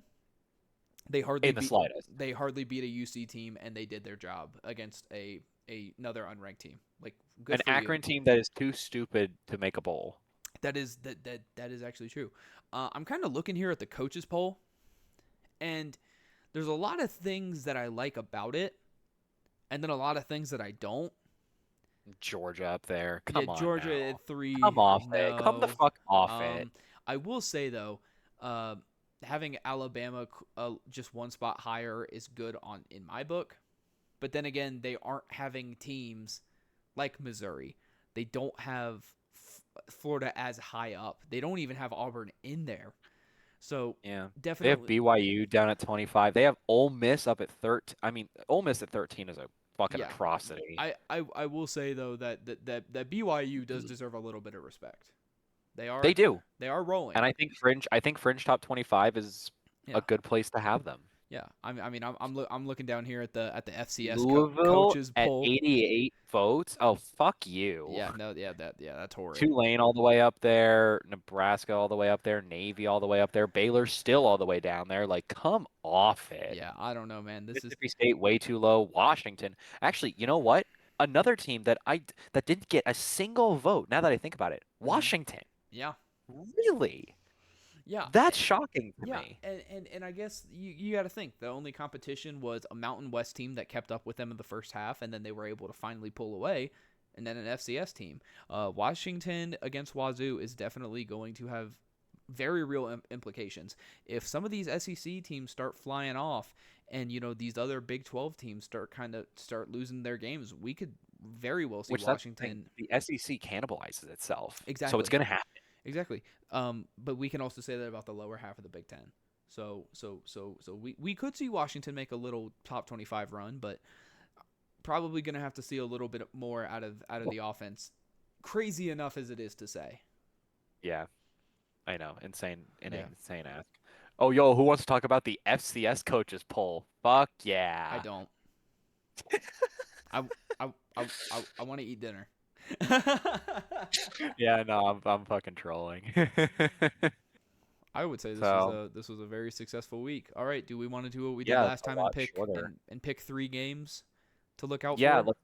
let's do our coaches board for the week, Okay, I guess. you go first. Talk about it. You pick All your right. 3. As I am scrolling down this list off rip, I say circle off Clemson Georgia Tech. Okay. I think that is a game that is going to be very chippy, very He loves that word. He loves the very word chippy. My ground God. heavy. I mean, G Tech is a team that plays like they want to kill you, Mhm. and they will run you over. I mean, the line only being 3.5, I think, shows that a lot of people are low on Clemson and a lot higher on G Tech right now, which Mhm. might come to bite them in the butt. I'm not gonna lie, Mhm. because Clemson could very much run away with this very easily, but knowing Brent Key and how he plays against specifically higher tier ACC teams that are favored against him. We saw it against Miami last year. Mhm. We saw them go down to the fucking wire. And I think G Tech could very much do the same thing against Clemson. I was gonna say They need to be on watch in for my that. notes, by the way. Yeah. So you good claim, call. So you claim Clemson GT. Yep. Do you want to go back and forth 1-1 or do you Northern want- Colorado, South Dakota. No, I'm just kidding. do you wanna We go- can do one. We can do one. Okay. Yeah. Because I need to look. For it. One I'm circling is Troy Memphis. Memphis is 2-0 to start their season. Troy is coming off a disheartening loss to Clemson. Have something to prove. I think this is going to be an interesting game to watch for sure. Okay, I have found game number 2 to circle. Go for it. It's a big market matchup. It's conference play. Georgia versus Tennessee. Georgia, Tennessee. Tennessee needs to keep rolling. Georgia is coming off a cold streak against Austin Peay. I think Tennessee sees Georgia's weakness from last week and is very ready to exploit it. I think Josh Heupel wants to get out of the shadow of those higher tier SEC coaches like Kirby Smart, and I think this is the opportunity to do it, where Georgia is on kind of a down year, and Tennessee thought to be on a down year, but at the same time, they might be showing the doubters that, hey, that might not be the freaking case. And I mean, you know me for my next one. I'm circling USF Miami, bro. I have to. I'm looking at it right now. You have to circle that. I've been talking about USF since we started this. I've been talking about USF before the game, even before the season even started. I was talking about USF. This is a team I'm so high on, like I can't even believe it. Yeah, but that's a game I will be watching in its entirety. No Colorado State this weekend, so that game will have my full attention. Yep. Let's see. Ooh, okay. We have some towards the night slate, we have some very, very good games. Yeah. And it is hard to choose between the 3 that I am looking at right now. What 3 are you thinking of? Florida LSU, Texas A&M Notre Dame, and Vandy South Carolina. Ooh. And you know what?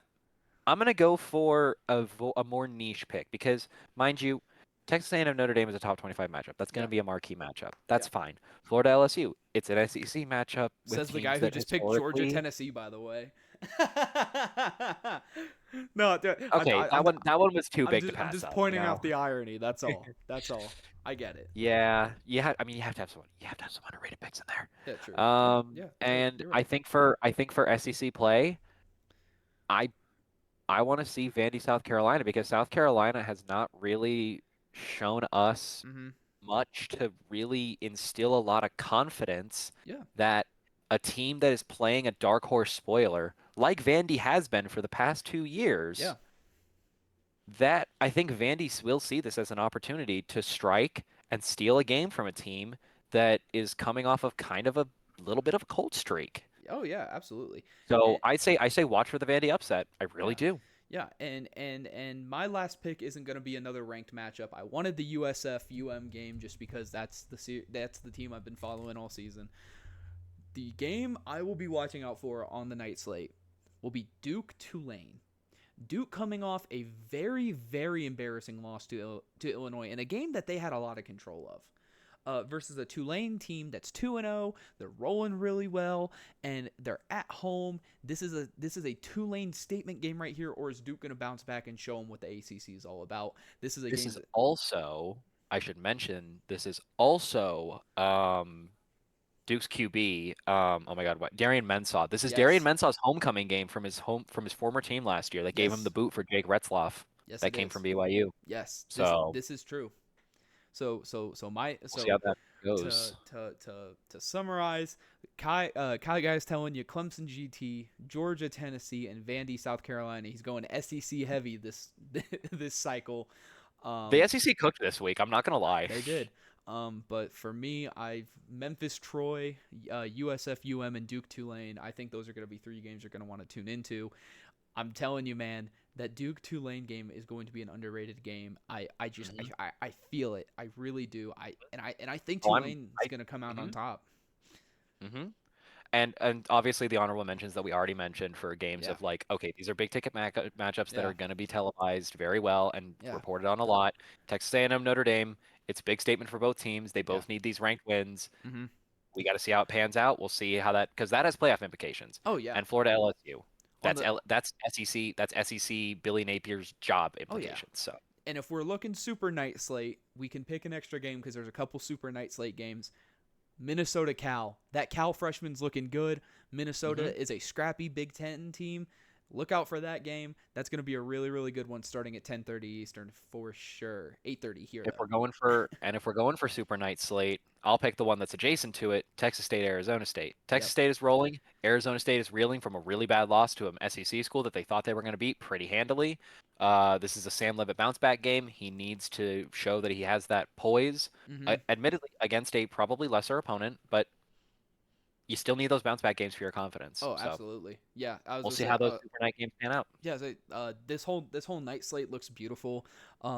Honestly, and Austin there's College Stanford, I think, is really funny. yeah, and there's a bunch of games we didn't even touch. Like, I mean, Ohio State haven't played in so many years. That's gonna be a They really haven't nice played in game. 15 years because the mascots tried to Yep. kill each other. Yep. I mean, FIU FAU is going to be an interesting game. We have Liberty of versus course. Bowling Green. That's going to be another decent game. Another Group 5 game. Let's see. Arkansas, Ole Miss, two like decent SEC schools Youngstown could very much or turn. Washington State and Mhm. Northwestern, man, or not Mhm. North Texas. North Texas and Mhm. Washington State. That's going to be an I did interesting see game. that one.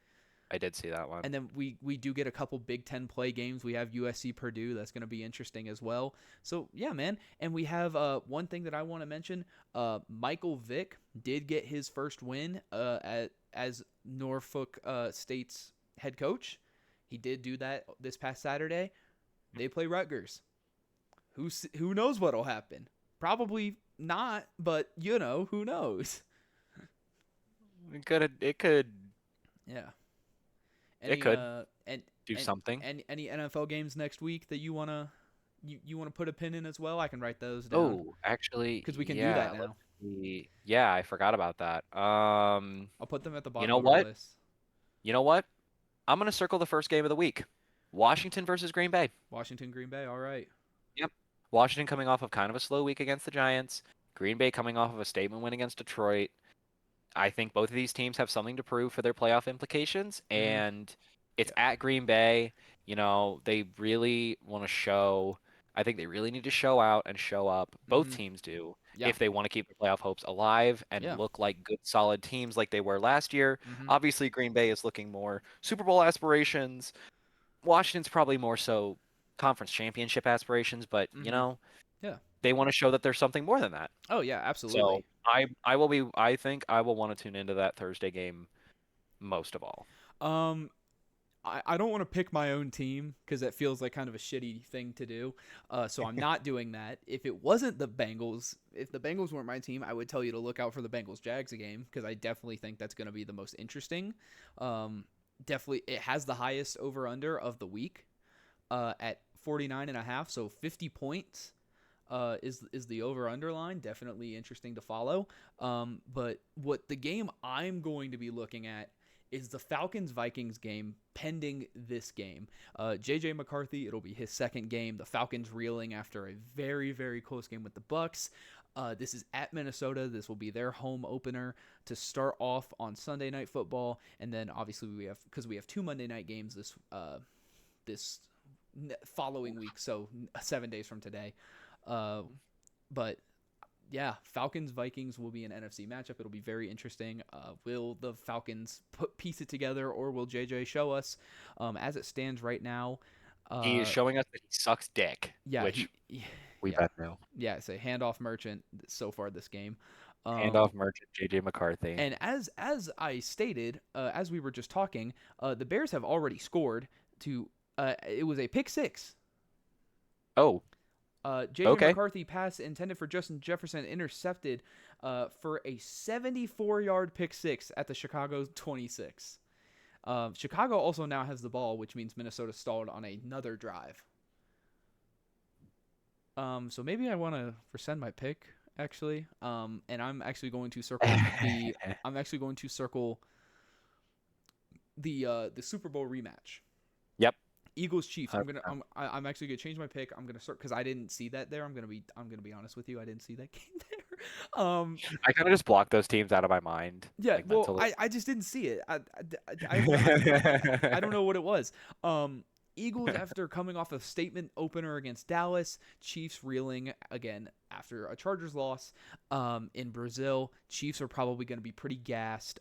Eagles looking to hopefully use their new addition, Tank Bigsby, looking to get A.J. Brown more involved. Chiefs trying to figure out the offense without Worthy or Rashee Rice. Yeah, this is definitely going to, even though these are both two really good teams, they're both kind of in awkward positions to start the season. So we'll definitely see where it goes from there. And obviously, Super Bowl matchups are always fun.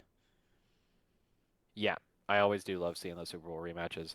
Some honorable mentions: Cleveland, Baltimore, obviously division game. Chicago, Detroit, another division game. Man, there's actually a lot of division game next week. Buffalo, New York, Chicago, Detroit, Cleveland, Baltimore. Colts New Broncos well, is going to be interesting in Indiana. That's going to be an yeah, interesting game.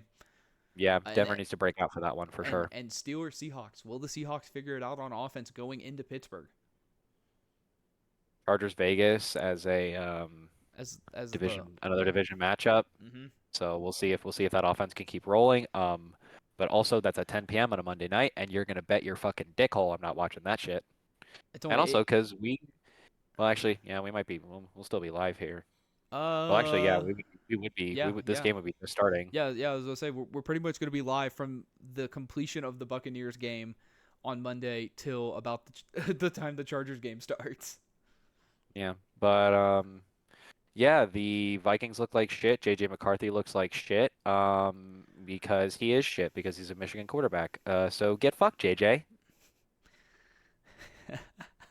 Fuck um, you.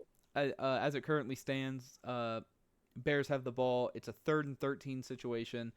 Yeah, the Bears. It's 17-6. They're rolling with Ben Johnson, but I think that's gonna be where we call it for the night, man. Yeah, looks like. Yay, we were shorter than last time. Yeah. Woo! Even with more content, we were shorter than last time. See, I told you it would happen. Yeah, and it's gonna slim down because it's not gonna be as packed. We're not gonna do as in depth of analysis as like the littler games, but it's fine. Yeah, it's important to give the group of 5 teams some love. You can't just talk about all the big boys all the Oh time, yeah, absolutely. But anyways. Anyway, all right. Appreciate y'all for tuning in once again. And just like last time, this will be immediately uploaded to YouTube at HeySpark01. And you know where to follow your boy Kai_guy on Twitch. That's kind of my main source. But I do post sometimes I post my going live updates on Blue Sky, so if you follow me there, cool. But if you want to catch when I'm live, notifications are the easiest way because I really don't do it in advance because my schedule is really fucked. Yep, same here.